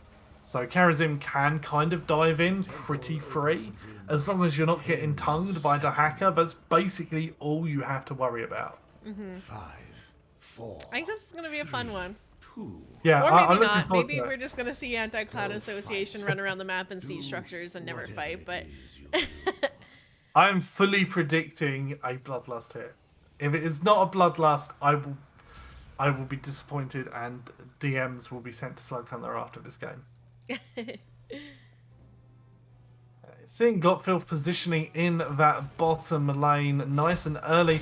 Very well sniffed out though by Weary Day and Infrared. They were in position already, making sure that you can't just get that free Sergeant Hammer push into the bottom lane. As we are seeing a bit of a split for the initial lanes, 2-1-2 for both teams. Karazim and Hogger rotating a little bit aggressive here. Managed to find Mason on the rotation, force some of those blink charges out, but Tremor's around to help out, give him a bit of shields. And Weary Day cleaning up the lanes. Yeah, getting that wave clear in. We should see teams start to posture for those siege camps now, as they have popped up, as we are seeing Kelsey going down there on the side of ACA. Good choice to do it, because it can just plop down that vision. And already has, actually, so it gives a bit more pre-warning if someone comes in, as Tremor is in fact coming in and is going to get poked away for his trouble. And then you've just got Hogger spinning to win on that camp. They have really good camp taking on the side of Anti-Clan Association. Hammer very good at camps, Lunara very good at camps, Hogger very, very good at camps. So got some really good choices on that camp taking and camp clear. Sergeant Hammer just fantastic siege and anti-siege as well. We have that camp picked up for Fun Sappers here now as well. See if they're able to clear that out. It'll kind of come under towers. Actually, this camp's going to push out a little bit, and they're going to be fighting in the lane to clear this. Yeah, get up a little tete-a-tete over those camps. Both shield camps are still up, so reduced damage for both teams while Spice damage for them. Greymane trying to get in there with a little bit of extra damage to clear this up. Maybe looking at Kelsier if they can find it. not quite able to make things work out. Vince rotating up now as well. 4 members of ACA up in this top lane, trying to get some value out of what's left of this camp. Just the way their kind of minion spawning in the bruiser camp of Fun Sappers came in, it worked out fairly decent here for ACA. The camp on the side of Fun Sappers did pretty much nothing, didn't even move the lane out too far. Did Sergeant Hammer die to a Dahaka? I am not entirely certain how that happens. I'm guessing Sergeant Hammer just sat there and got tongued and didn't do anything about it. As we are seeing a nice kill on to the Karazin as he is ran down there. Bit of a counter engage, good damage from Kelsier, but they will be able to get out pretty safely. Although, no, we do see Boy coming in as well. Dahaka coming in with the burrow. Vince is in a lot of trouble as well as oh my Onara. gosh, we... Well, how did they try it? What? He had damage on him. A little Poison. bit of poison damage on him. Feels bad. Man, as we do see Middle Temple being channeled, side Fun Sappers, Boy getting in on that top. Just a straight trade at the moment, whilst Hammer does Hammer things in that bottom lane. Yeah, you know, the nice thing here, Fun Sappers didn't actually take too much structure damage with that push from the bruiser camp. They were able to defend it pretty well, so these shots still raining into the front wall before now heading to the fort. Meanwhile, look at mid lane. Tracer had already been doing some pushing in mid lane. They already kind of cleared this up, so this mid fort will fall here. How? Sorry, I was just watching this 1v1 of Slug Hunter versus Got Filth. I love you, Got Filth. You don't know how to play Sergeant Hammer, I'm afraid.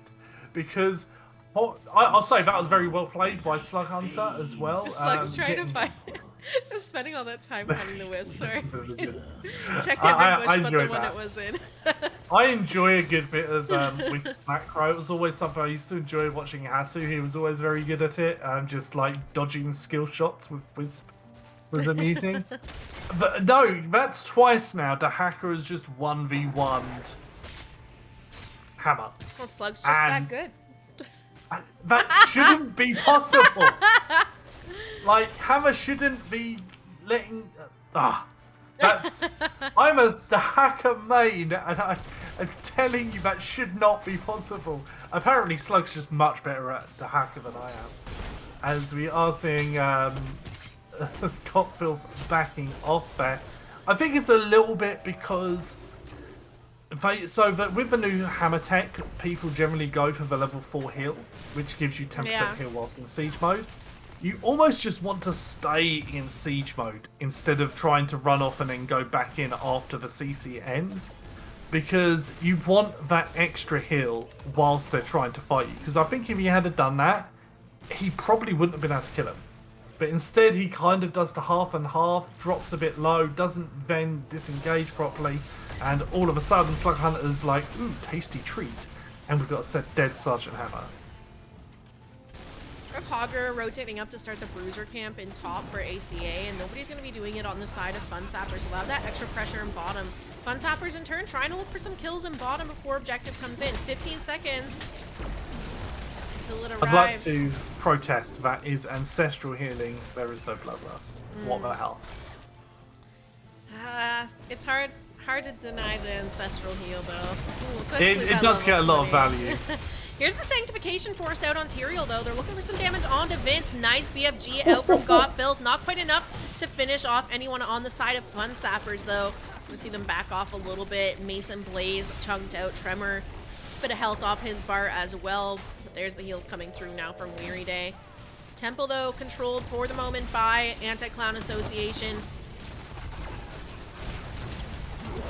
Yeah, really good pressure. Oh, ancestral value. Oh, mama. The bait. And they can't kill onto Karazim. They do manage to get a kill onto Greymane and Muradin as well. 2 for 1 in favour of Fun Sappers. Whilst all this is going on, though, Boy just casually taking top with that camp. Getting really, really good value with that top camp. And isn't done. Looking to get some keep damage here as well, potentially. Yeah, Kelsey needs to be careful here. this is nice for Yaboy here. That top 4 was already quite low off after that first objective anyway. We're going to see Infrared come back to help clear this up. Maybe look for a pick onto Yaboy if he can't find a good spin out of here. There's the isolation connecting. See if they can finish him off. No, he's able to get the Mortar Bolt, and there he goes. He is out of there. Bottom temple. One more shot. Hello. That they don't want it. The value of that order vault. Yeah, just casually go, nah, you have those extra shots. We don't want it. BFG is an interesting choice. Definitely not the usual choice here. Is he setting up for that level 20? For that global BFG?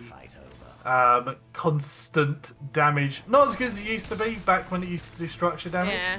But can still get some value, I guess. Maybe just wanted that little bit of burst to secure some kills here, perhaps. Not the worst idea in the world. As Slug Hunter diving into the backline is able to get out. But too much problem is Mocha. Nice kill into Yeaboy though. Be a 1-for-0 in Fun Sappers' favor. That siege camp did go over to the ACA though. They're gonna start up the boss here. A little scary. This is short death timers still. You're gonna eat a lot, and you're down a lot of mana here as well. Slug Hunter, in fact, is getting caught in mid, making it even more scarier. And they have vision with that wisp. Oh my goodness. I do have sanctification though, which is the important thing here. Yeah, sanctification enough to secure it. I think that was a good call. With the sanctification, makes it very difficult for ACA to do anything there. I'm enjoying the Fun Sappers comp. Kept very casually saying, who needs CC? We're just going to run you down. And there's nothing you can do about it. You're just going to die. As once again, they are charging in very heavy. Nice dive from Yeaboy. Putting good damage onto Infrared. Does pop out that Ancestral. Oh, bit of a dodgy spin from Yeaboy. Is able to get away in that backline. Might not get away here though. Oh, wow. Wow, Yeaboy managing to get away. They checked all the bushes except for the one he was in. I do enjoy a good sneaky bushback. I like how he looped around too. Mm-hmm.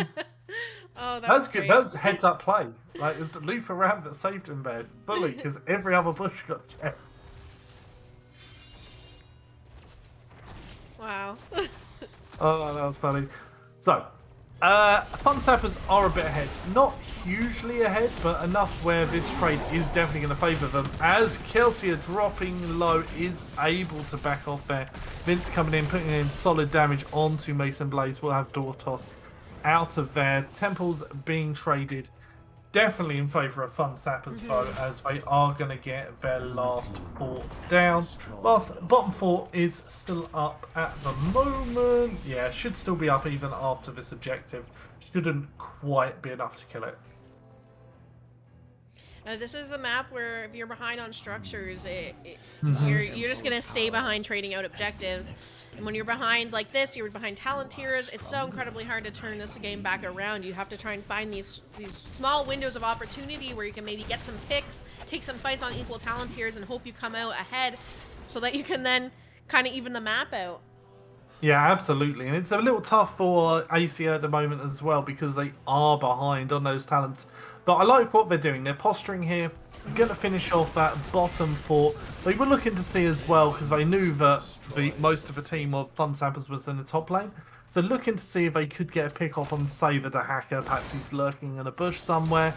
But again, good answer here from Fun Sappers. They see the push going in the bottom. What do they do? Instantly go top, start getting some push into the top lane. As long as they don't overstay their welcome here, that was a really good value. Slug Hunter taking a fight over these camps. I don't know if he necessarily wants the camp, but just to at least keep a couple members of Anti-Clown Association around as long as possible while his team was sieging is not the worst thing either. There's a lot of pressure in this bottom lane now, though, for Fun Sappers to clean up. We do see them back off now, and they are heading out to both do the Bruiser camp and help clear lanes here. Does cause Slug Hunter to pop his essence though. Important to note, does make him a much better target to be engaged upon now that essence is down. We'll stack up that essence pretty quickly though. clearing out this bottom lane, as we are going to be going into our next temple phase. Looks like Ace are trying to set something up in this middle lane, de-pushing out the middle wave, and we do have Hammer in siege mode. ACA did a beautiful job kind of sticking in this. The map's pretty even now. They're on even talent tiers for the time being. Here's their moment. Nice stun coming out there from the Hogger. There's the Sanctification popped on Tyrael. Ancestral Heal coming out onto Infrared. He's going in, trying to look for the kill. We have the 7-sided strike from Karazim. Stun connecting onto a few members there. We will see Greymane fall. The remaining members of Fun Sappers on the retreat. Slug Hunter left behind here. See if we can find his way out. That Holy Ground legitimately just saved 3 people, by the way. That's a very good Holy Ground, as we do see Slug almost getting the kill onto Mocha there, but does fall. Good answer vote here from Fun Sappers. We're going to get some value in the bottom lane. Yeah, boy needs to be careful here. They get the slow enemy, is able to Hog Wild away. Hog Wild is currently down, can't step too far up. Nice damage there onto Yaboy. Beautiful stun from Vince to shut down the engage there from Mason. Yeah, doing a good job there. Fun Sappers getting a lot of value bottom, which honestly they shouldn't have been able to in this situation. Yeah, but we're having to hoard a pult out, and all of a sudden we're going to have that counter engage, trying to chase people down with that Lunara damage, and now moving into that temple, and they're going to be channeling 2 temples here. Gotfilth doing the right thing there, backing off as soon as he possibly can, so as to not get counter engaged on, and all of a sudden, ACO back in this game. Structures pretty even, a little bit in ACA's favour, I think. Yeah, that mid keep a bit lower than the keep and bottom for ACA. So yeah, a little bit ahead here. A little bit behind on experience though. If we can see Fun Sappers hold out, get their 20s, and maybe force a fight before 20s are picked up by ACA, could see them turn the game back around. But no, ACA's done a fantastic job here. There was a moment there where 16s were online. They were still sitting at 14 down structures, and they managed to just kind of turtle, catch up, and they're in the game. They're back in and really ahead a little bit in structure, but it's that 20, I think, that's going to really matter here in a moment. I really like the fact that ACA are like trying to get whatever like sliver of value they can get out before the 20 advantage is there for Fun Sappers. Because the problem you're going to have here is once 20 is here, do Fun Sappers just instantly go onto that boss? And yeah, that's exactly what they're doing. They have the Sanctification, which is such a strong boss tool in this scenario, and they're starting to get really good damage onto it. In the meantime, Hogger is taking that camp. Needs to get down here pretty quickly if they're going to challenge this. Slug Hunter's burrowed in. Boss is about to fall. Sanctification is up. There's Tremor dropping and a stun to stop him from getting onto the point for a moment. There's the Sanct coming out. The boss goes over to the side of ACA. Ancestral Heal popped as well. All ultimates down on the side of Fun Sappers. And we'll see 2 members down here for Anti-Clown Association. This very well could be, and they're going to catch Gotfilth, making it pretty well surely game here for Fun Sappers. Sticking in this series here as they take game number 3. Yeah, really nicely played there. Tremor's Holy Ground was on point, able to secure that objective very, very strongly. As they are, yeah, they're probably going to kill Kelsey here as well, actually. Just for the get the KDA. No, Kelsey just about able to survive. Leaping strikes it away, getting good damage at the Mason Blade. Still falls. This boss is too strong though. We have a series. We do. I would have been a little disappointed if it went out on a 3-0, I'm not gonna lie. That was I really like the comp of Fun Sappers there. That Tyrael engaged just rundown comp, playing very well with their lack of CC in that scenario, just chasing people down, which with the Tracer, with the Rhaegar, you can absolutely do. Tyrael as well helps to empower with that extra movement speed. Little bit hairy for Sergeant Hammer early game, losing those 1v1s to the Dahaka a couple of times.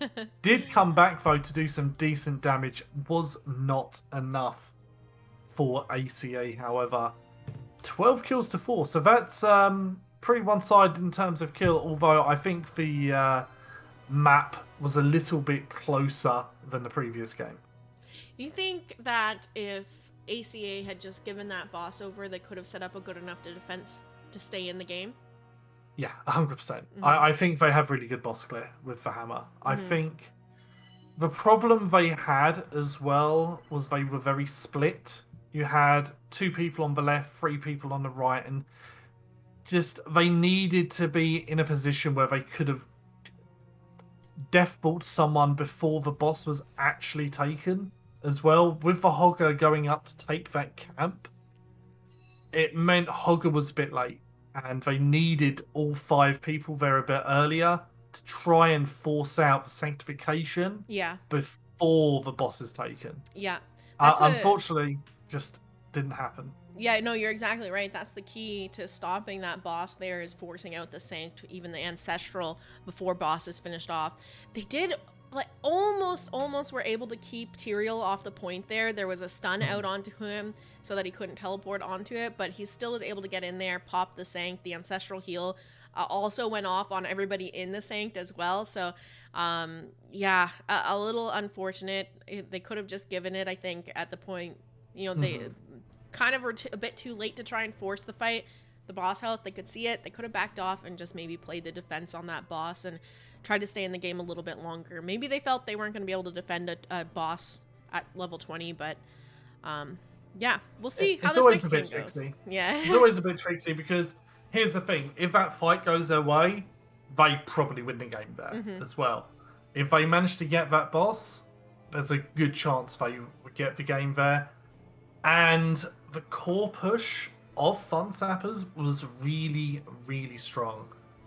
So they had to the more I think about it, the more I think they kind of had to challenge it, because if you don't pop that sanctification there at the very least, and they have the sanctification for a core push along with Ancestral upgrade, oof, that's a tough core push to defend the more I think about it. A difficult scenario, unfortunately. It was just a situation. If they were going to defend it, they needed to defend it earlier, I think. I hate the boss on Sky Temple. It's tough. It's a rough one. Well, enough about Sky Temple. Let's talk about where we're going here for game number 4 of the series. This is a map pick out from the side of Fun Sappers. Anti-Clown Association going with first pick after losing game number 3. And we're headed to my favorite map, finally, Battlefield of Eternity. If you're just tuning in and missed the first few games, game number 1 was played on Tomb of the Spider Queen with the win going over to ACA. They also took the win in game 2 on Infernal Shrines. Game 3, a close one, but Fun Sappers able to close it out after a late game boss fight. Let's see if they can stick in this series with a win on BOE, or if Anti-Clown Association is going to close it out. If you're curious about those map bans, Volskaya Foundry and Garden of Terror banned out by Fun Sappers, Cursed Hollow and Alterac Pass banned out by Anti-Clown Association. We should be jumping into this draft any second now. What are you expecting here? Lots and lots of fighting. Battlefield of Eternity it's a very fun map, I think, because it's not really a map that you're doing a lot of macro on. Realistically, there's not a huge amount of split pushing on Battlefield of Eternity due to the nature of the map. This is the map, if you're going to see something like a double support, this is the map to play it. Back in the day, so to speak, I used to enjoy watching the Open Division stuff a lot, and I would see double support here so often from the European teams on here, generally with the UFA as that second support, just getting so much value on here. So, and I enjoy a good bit of double support. It can make for a fun comp here. Interesting to see what the bans are going to be here, because this is potentially a map where you do start to see some different bans. For example, I was about to say Junkrat, not necessarily as highly valued, but still highly valued enough to get that first ban here. You do sometimes see some of those other race heroes get a little bit higher priority on the bans, like the Hanzo, as we see a Li Ming ban. Interesting. Good. That means they can't play it. I know you are not a Li Ming fan. I mean, at some point, the stats do mean something, right? It's absolutely fair. I suppose that's one way to stop your team from picking it. Just ban it out. Yeah. So they can't do it. I think we've all done that on the odd occasion when we've seen a dodgy pre-pick. So we see the Samuro ban. Interesting. Huh. This isn't what I would think of as a traditional Samuro map. Some of these bans are very curious. I don't even know who plays that hero on Fun Sappers. Yeah, it's not what I would consider a Slug Hunter hero at all. Like, maybe Mason, because he plays everything. Yeah, that's fair. To be But- fair, Mason's probably very good at basically every hero. You see that first pick, Hanzo, coming out from the Kelsier. Hanzo just incredibly strong here. Just fantastic race potential. Next couple of picks coming out. I'm expecting, Lunara, not shocking. Possibly a Blaze here. I don't think you go Hogger here because the spins aren't as good. Whereas Blaze gets a lot more value. No, we're going to go for that Diablo from Tremor. Diablo very strong in general. This is a great map for him too. A lot of these times you're burning down these immortals or defending. There's just great areas for Diablo to find shadow charges in. We'll see what Anti-Clown Association takes here. There is some counters to Diablo still up. Garrosh, Brightwing, Tychus, even a Thrall perhaps. It's going to be the Blaze Lucio though. Yeah, I really like that a lot. Lucio Blaze here. Lucio, very unusual to go through to this point. So, lots of potential for some strong Lucio plays here. I think Blaze is the best offlane for this map by far. The slows from his oil slicks in those little tight bits around the immortal can be very, very effective. So, and yeah, boy plays a very good Blaze also, as we do see the Brightwing ban. I wonder if we're going to see an Anduin here. I'm a big fan of Anduin Diablo because sometimes Diablo goes a bit too ham and needs to get saved. And there's no healer in the game better at saving tanks than Anduin. We'll see here. Let's see if the hacker.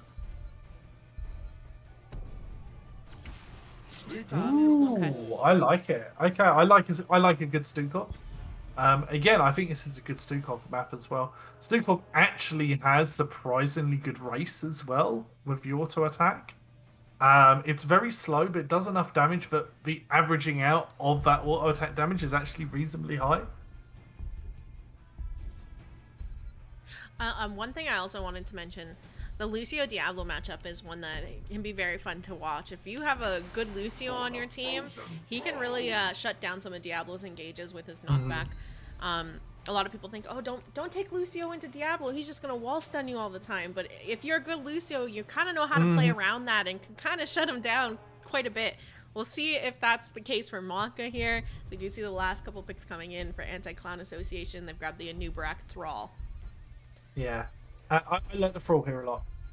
Thrall is always good into Diablo in my mind. Arthas is interesting. Arthas is very good into Thrall. DPS Arthas? Sure, go D-build, I guess. Yeah, I'm trying to... I think what's just important here is there's quite a bit of melee too on the side of Anti-Clown Association, which Arthas is great into. It's going to make it a lot harder for Thrall to step forward to get damage out, and Nubrak to step forward at all, Blaze to step forward. But keep in mind, Anti-Clown Association ran a comp where they did this 3 front line and protect Kelsier on the Hanzo, and it, wrong button, there we go. And it worked out pretty well for them on Infernal Shrines, I believe it was. So maybe they pull that off again here. Maybe Kelsier is popping off on that Hanzo once again, but we'll see if we're going to get to a game 5 or not. What are your thoughts, Rob? I like Arthas more than most people. I actually think he has a place as an offlaner in a lot of scenarios. I'm not convinced by the prospect of DPS Arthas.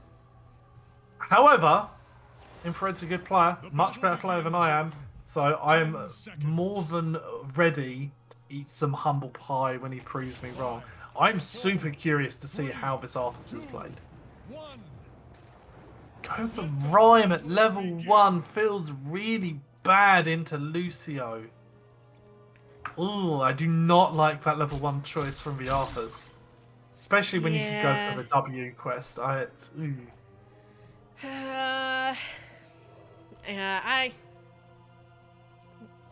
Maybe it was a misclick. I don't know. Yeah, it does feel bad into Lucio. This is Redemption Hanzo, which is about to go down here.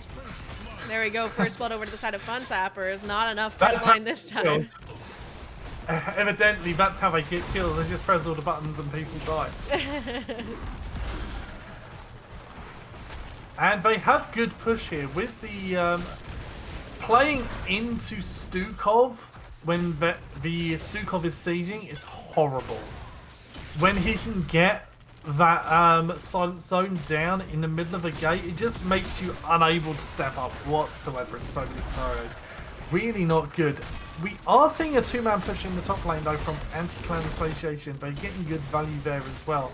Both teams getting good value in their respective lanes that they're putting more pressure into. Slug's got a couple nice drags there to put some damage out onto those two in the top lane, but not quite enough to finish anyone off. He does lose the wall.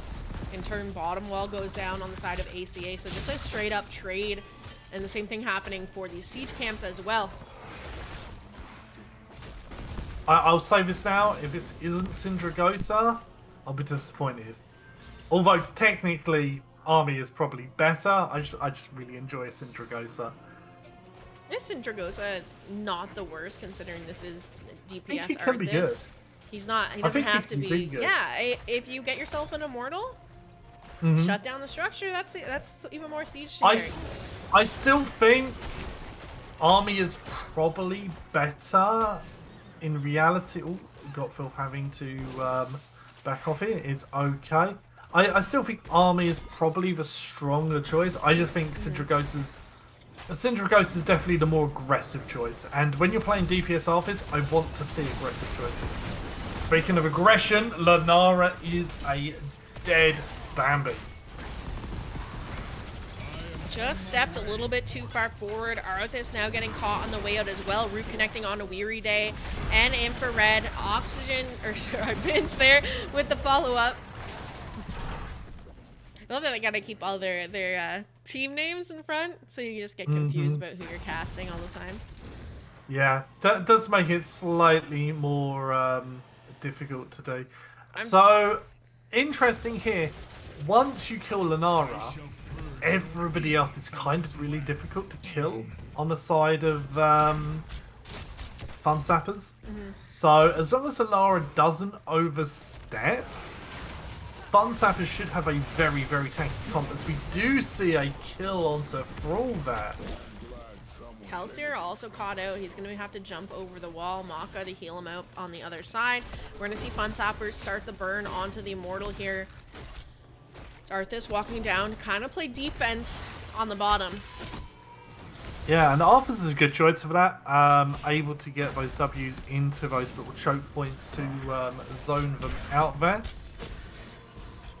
As we are going to have halftime show popping over very shortly there.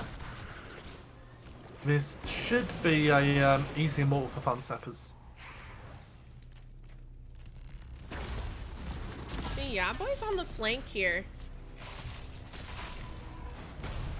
I think he can do anything. Kind of looks like he's just backing up. Interesting to me, Fun Sappers were going in so aggressive there when they have such a hefty shield. Although, I guess if you've got the rest of the team zoning whilst Lunara's chasing down, really nice engage on to Got Filth. Is he going to be able to get out? No, he is not. The CC chain from Fun Sappers is disgustingly good. They have the Immortal stun coming in there to help them out as well on that kill. So Thrall down for another 8 seconds as Mason continues to burn through what's left of this Immortal. We're going to see Infrared start to hearth back, get topped up for this push. This will be the first Immortal to the side of Fun Sappers. Let's see what they can get done with it. So I want to shout out some of these talent choices. That's a Crash Lightning. very unusual here. Although it is DPS, even though with a DPS rule, very unusual. And auto attack Hanzo again. This is probably one of the best scatter arrow maps in the game. Very surprised we're not seeing scatter arrow here. Perhaps they feel they need it to burn down that extra hefty front line. Already see one of the towers fall. Immortal pushing in. Shield off it now. They're going to get that front wall down on top fort. There's a flip onto Filth. He's sent into enemy territory, but able to walk away with some help from Vince and Maka. Need to be a bit careful here. Not quite out of safety yet, and this Immortal is still wailing away on this top fort. Tremor going in for the engage, finds it onto Lucio, and the silence underneath going to help finish the kill. Unfortunately, though, for Fun Sappers, they will lose their Diablo, and souls will be reset on him. This Immortal almost down. Kelsier is going to finish that off, and they lose their top fort with the first one. Not a bad Immortal here, Rob. Yeah, not bad at all. I appreciate Vince prescribing to the church of E means engage for Anubarak. Almost dropped a couple of times there with some risky engages. This is a nice little push in the bottom lane though, coming out from Fun Sappers. They are very tanky, so they can afford to do this because it's kind of difficult to get a counter kill onto them. Even with the heavy engage here, everybody hovering around half health and still in a very strong position. I'm kind of getting converted to Fun Sappers comp. Trevor does need to be careful. He only has 18 souls. They're still brawling down here. Yaboy getting incredibly low. Vince going in, but the silence dropped underneath him. He's going to be able to walk away. Stay alive for a time being. Maka trying to heal them up. We're going to see Yaboy just go ahead and hearth. In the meantime, Fun Sappers, I almost said Wild Heart. Fun Sappers starting that camp and deciding just to walk off it, reset here before they commit too hard to it. Level 10s will be popping up very shortly for both teams as it stands. Fun Sappers kind of just rotating as a 5 here. Slowhunter are hanging around in that bottom lane whilst Boy is clearing out the top for ACA. Oh, nice engage onto the Anubarak. The W from Arthas was a touch late, so they weren't able to quite get the staggered CC that they wanted there. Oh, sorry, a touch early even. Level 10's online from both teams. Nice jet propulsion to shut Slug down. That camp will go over to the side of ACA. These ultimates are seeing picked up here. I'm happy. Indragosa, that's what we want to see. What else we got, Rob? So we've got Sindragosa, everything else pretty standard isolation, leaping, strike, lightning breath, and massive shove on the side of Fun Sappers. Whereas we do go into Dragon's Arrow. There's a little delay in picking that. But we've got Earthquake, High Five, Bunker Drop, and the Cocoon. So pretty standard otherwise. I'm not sure about Kelsey's build still. I still think that level 1 should have been the Scatter Arrow, but we're looking to see what value we can get from those enhanced auto attacks. Cocoon there on to the Diablo. Really nice kill onto Stukov though. And that Earthquake getting value. Usually not the biggest fan of Earthquake here, but if you're going to play in a way where you're looking for these flanks, Earthquake is amazing. We're going to see 2 members of Fun Sappers go down. They're looking for more here. Tremor is going to be the third to fall. Infrared getting caught out by the slows, and Slug Hunter the last one up. Burrows underground, but that's not going to be enough to keep him up here. And that turns into a full 5-man team wipe as they look to finish off the Immortal. However, they do lose their bottom fort for this. Should go down here in just a second. Yeah, just about dropping there. So, just jumping on the Earthquake thing, I'm generally a Sunder proponent as well. I think it's the better old generally. I really like it into Arthas. Because Arthas has 0 escape. If Arthas gets slowed, he's all of a sudden in a lot of trouble, especially when he doesn't have the defensive tools of that army. Weary just tried to come around on Yaboy and look for the massive shove, but it was not happening. A nice try there as this Immortal's getting decent pressure in the bottom lane. Shields are already burned off, dropping down to about half health. Nice engage there by Boy on the flank. Frees up a little bit of space. Good Cocoon to save Got Filth. I don't think they'll save the fort here. But, oh no, that's a dead Tremor as well, as we're seeing Slughammer coming into the backline. All of a sudden, ACA looking really strong here in these team fights. There's an Earthquake dropped as well, slowing Slug Hunter and Stukov on the way out. They're going to get the pick onto Stukov. Slug Hunter trying to make it behind the wall here on bottom keep, and he does manage to get there. ACA turning this game around, now up a full level in experience and sieging onto bottom keep. Worth mentioning, only 2 stacks needed for Crash Lightning. Once Crash Lightning gets stacked, that is going to really become a strong poking tool for these little bits of siege. So need to watch out for that as we see the Syndragosa counter-engage here. I don't And like that. I don't like that at all. I liked the idea of it. I felt like the people you want to Syndragosa had kind of already split off to the bottom section of it, so they didn't get hit. Yeah. And you couldn't then just chase down the squishies at that point. It was... At that point, you were kind of trying to get kills on to the Anubrak and the Lucio's there, Thrall's there, who aren't the best targets either. You really wanted it landing on that Hanzo, and Hanzo just wasn't there. Looking for that bush gang, not quite able to find it though. A little bit of flipping out of silences and not quite what you want to see. I think ideally they slow the entire team and maybe they find the picks, but it's really hard to chase down a team that has a Lucio. Your Lucio is mostly going to just be able to speed boost you guys out to safety. So I would have rather that Syndragosa be held to pop in like a choke or something, fighting over the Immortal, or to be used sieging with an Immortal here if they can manage to find one. But they do need to try and keep in this game somehow. So can't really blame them either. Yeah, in an ideal world, you're popping Syndragosa when the team's already kind of like half health. So we do see the engage onto Tremor. Lots of damage being popped out. Is he going to be able to get out? Yeah, no. There's a Syndragosa coming out. See, this one a little bit better going right through this choke here, but by the time it was up, Diablo already dead. The remaining members on the retreat here. Anubrak quite low. Let's see if Infrared can finish him off, and no mana left on Arthur's bar. He will go down as well.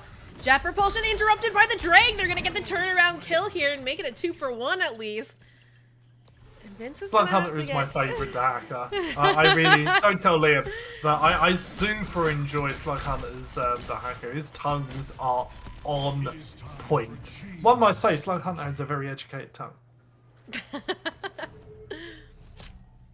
Nobody clip that or send it to him or anything. It sounds really weird in retrospect. As we are popping onto this Immortal, halfway phase is already here. It's a pretty even race at the moment as Tremor's coming out to try and zone out Anti-Clan Association from getting too much push onto the Immortal. All the while, Mason Blaze doing a hippity hop, getting good solid damage onto theirs. Hellseer's come down to bottom Immortal for the defense as well, which means they don't have that poke damage on top one. There's the Cocoon onto Diablo. Bit of damage drop from Mason to break it. Vince in the back line now. There's the Leaping Strikes coming out. Lightning Breath as well. Vince burrowing out and managing to survive. Bunker dropped on Blaze. Yaboy coming out. A bit split from the team, and we're going to see the Hanzo arrow popped. Yaboy still in that back line. Fun Sapper trying to collapse onto and secure the kill onto Blaze. Ooh, that Maga heal might be enough here. He's trying to wiggle his way out of there. Goes back in for the Jet Propulsion and hints into Fun Sappers. Down goes Blaze and Anubrak. Dahaka falls. Lucio following right behind them. And that ends up being a 3-for-1 here in favor of Fun Sappers. That was nuts. That was crazy. I do not understand how Anubrak survived there for so long. Eventually able to get the kill onto him, but both Anubrak and Blaze was seemingly just surviving on 1% HP for so long. Thrall and Hanzo need to be careful here. Tremor is out for blood, looking for him. We've seen the backs out. They should be okay, and they're going to back off here. Someone does need to clear this camp in the top lane. The Anti-Clan Association's got pushed. Luckily, they have a Dahaka. We'll be able to global in after. Immortal isn't a particularly strong one at this point because it's got virtually no shield, and the burn of Kelsey is going to be very good at getting it down. Probably not looking to get more than a keep hold here at most. Yeah, if that, because they're quite behind on rotating to push with this Immortal. In fact, it's going to fall before the wall does. That feels a little rough. Yeah, Does let them even up the lanes a little bit. that feels bad. Get all that work to get a tower down. There's the engage from Tremor. Vince going in. We got the Lightning Breath pop. They're looking at Vince. They know he has no disengage, and he is a kill target now. The Cocoon comes out onto Lunara to shut down that engage. They're going to go ahead and pop her out of that, but ooh, nobody's around to help her out. Weary Day was there. There's a Leaping Strike. They're going to get the kill onto Lunara. Bunker Yeah, drop. really nice counter engage there onto the Lunara.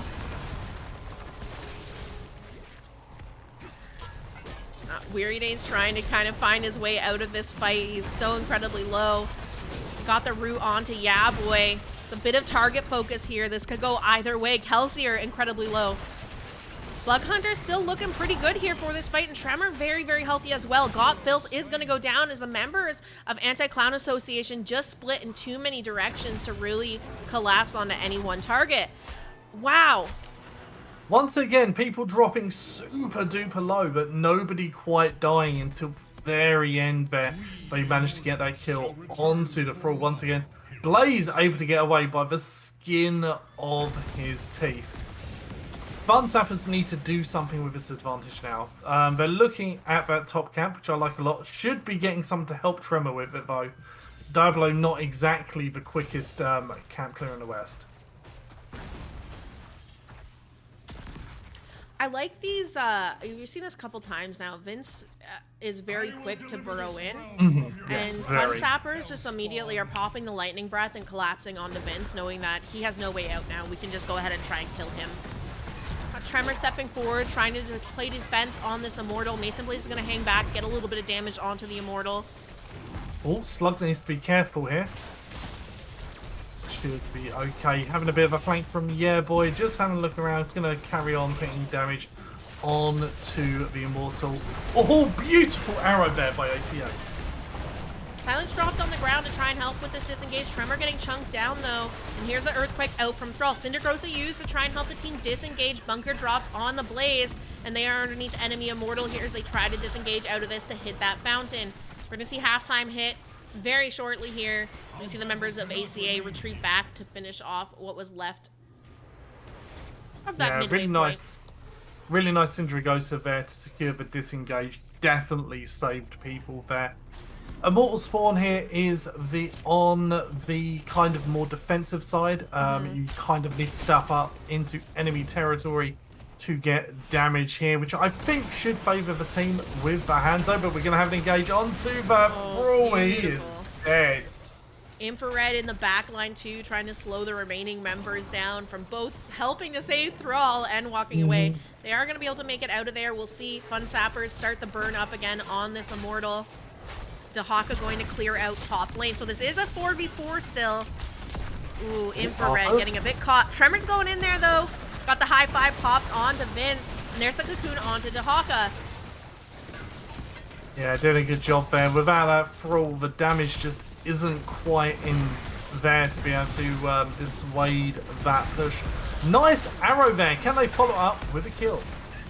I like what Infrared's doing in these fights. He's just getting into the back line and creating so much space for the rest of his team to survive off of these engages. It's 100% what you should be doing with an Arthas in this situation. He's just so sticky onto people with that slow. He's also worth mentioning going for the frozen wastes on it as well, which does increase the amount of time that slow hangs around. Generally going for the just a frozen Tempest build, which is very strong.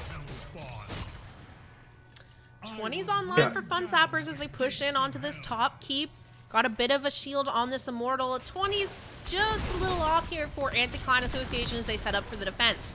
I want a Cindergrosa here. Yep. There we beautiful. go. Cindergrosa upgrade.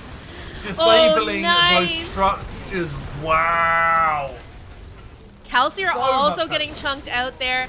They get that nice pick on Lucio. The root from the Cindergosa followed up by the drag from Slug Hunter. It was just mwah. So I push in for this keep, and we might be going to game 5. It's not for sure yet, but this Immortal still very healthy. And they are down their healer on the side of ACA. Yeah, in a very strong position here. Almost full health Immortal. They get the kill onto a Nubarak as well. Looking for Yeah Boy next. Tremor diving in after Gotfield also. All in the while, Immortal's just going ham on this core. Everybody could die on the side of Sappers now and they'd still win. That's a very good win for them. I'm now a believer in DPS Arthurs. 2-2. Rob's just been converted to DPS tanks. I feel sorry for the EU Storm League people when I whip out DPS Arthurs tomorrow. That evens out the series, bringing Fun Sappers up 2-2 into Anti-Clown Association. Update that score right now for you guys. Take a look at the match summary here. 13-14 in kills. These last 2 games, they've really been close. I mean, you have ACA win one of these late game fights on either Sky Temple or Battlefield of Eternity, and they easily close out the series. I will say, a couple members on the side of Wildheart used to go into 5-game series, though. Yeah, probably glad it's not Garden for the last one, though. There's nothing worse than... not intended as a dig, because we got knocked out the previous season with a last game Garden. There's nothing quite as bad as Game 5, 30-minute Garden Terror. Ugh. I hate that map so much. I want to mention, Kelsey at 93,000 damage. Gotfilth, 93,000 damage. Almost twice the amount of damage of anybody on the size of Fun Sappers. However, damage doesn't necessarily equate into kills all the time. And kills were pretty even.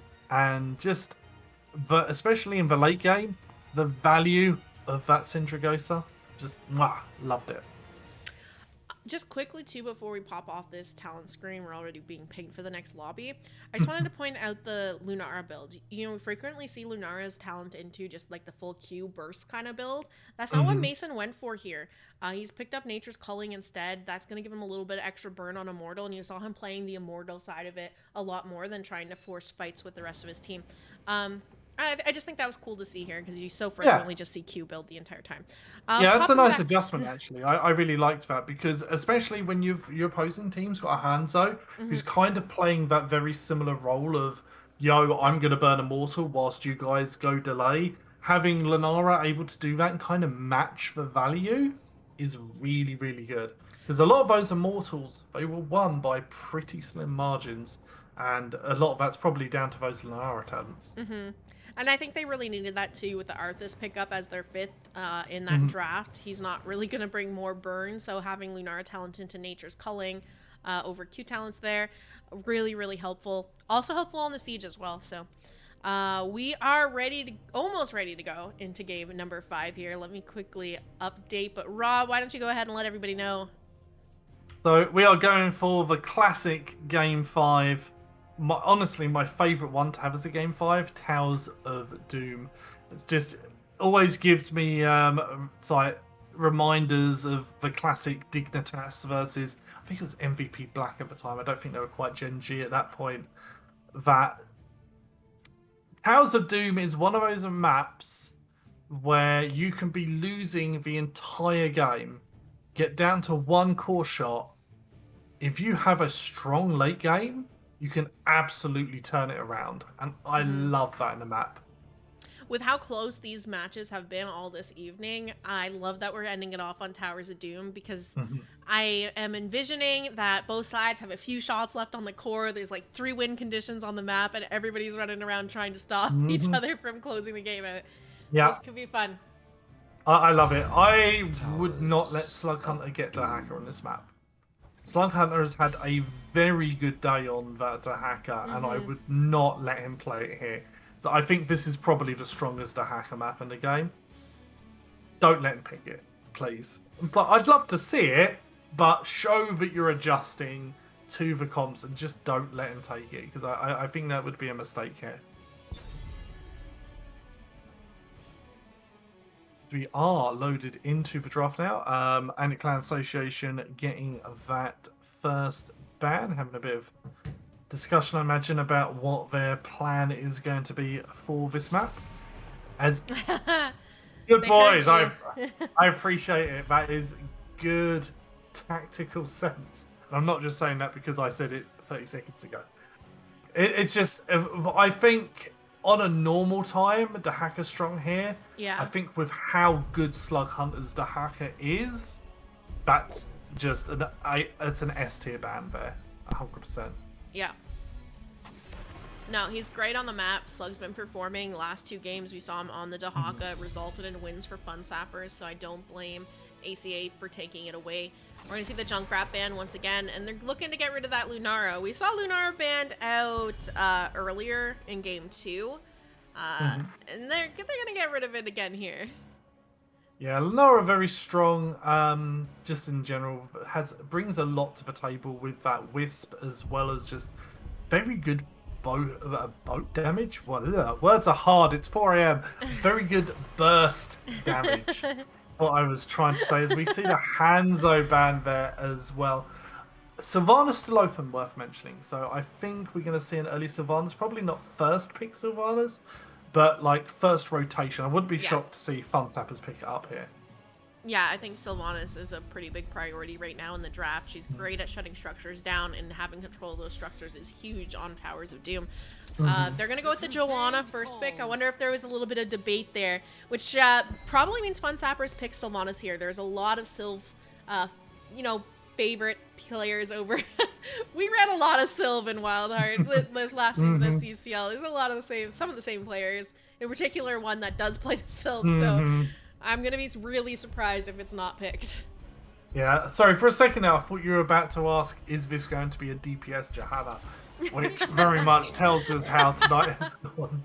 As we do indeed see Sylvanas Diablo there. I think Diablo probably Tremors.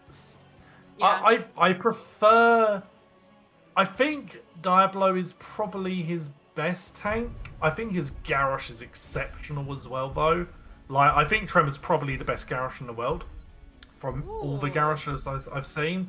I really, really rate his Garrosh from having seen it in scrims and stuff as well. It's just terrifying at points. But his Diablo, exceptionally strong as well. As we see the Hogger Brightwing popping out there also. I like the Brightwing pickup here, have a little bit of a global. The Hogger pickup, we could potentially just see the Blaze ban now from Anti-Clown Association target some of those off lanes again. Falstad ban coming out from Fun Sappers. That to me says that they don't want to play it though. Yeah, absolutely. I think because they've got the Sylve already, they've probably got something else in mind to pair along with that. Perhaps going for something. We've seen a lot of second DPS being like a tank or a bruiser in this series, so I wonder if they're thinking about something like that here. And having Falstad on the side of Anti-Clan Association could potentially be really strong with that double global value. Can very quickly turn a 2v1 into a 3v2, and that's not what you're wanting on a big map like this. So not a terrible ban choice. Not quite certain what the offlane is going to be here. Potentially a Blaze. Yeah, I just realised Blaze wasn't banned. It was like, yeah, of course it's Blaze. It's silly. As we see the Anduin as well, I am a big fan of Anduin with Diablo. I think Anduin Diablo is a really nice combo. It just gives them so much more freedom. In a similar way to what Medivh does, it just gives them so much more freedom to go a little bit more ham. I think the other nice thing too is Diablo Engage, really easy to follow up with the Anduin route. Just throw it behind the Diablo. He's likely going to flip your target in. You get a little bit more CC out of it to lock them down. We got the Chromie Maiev last pick here for Anti-Clown Association. I like this.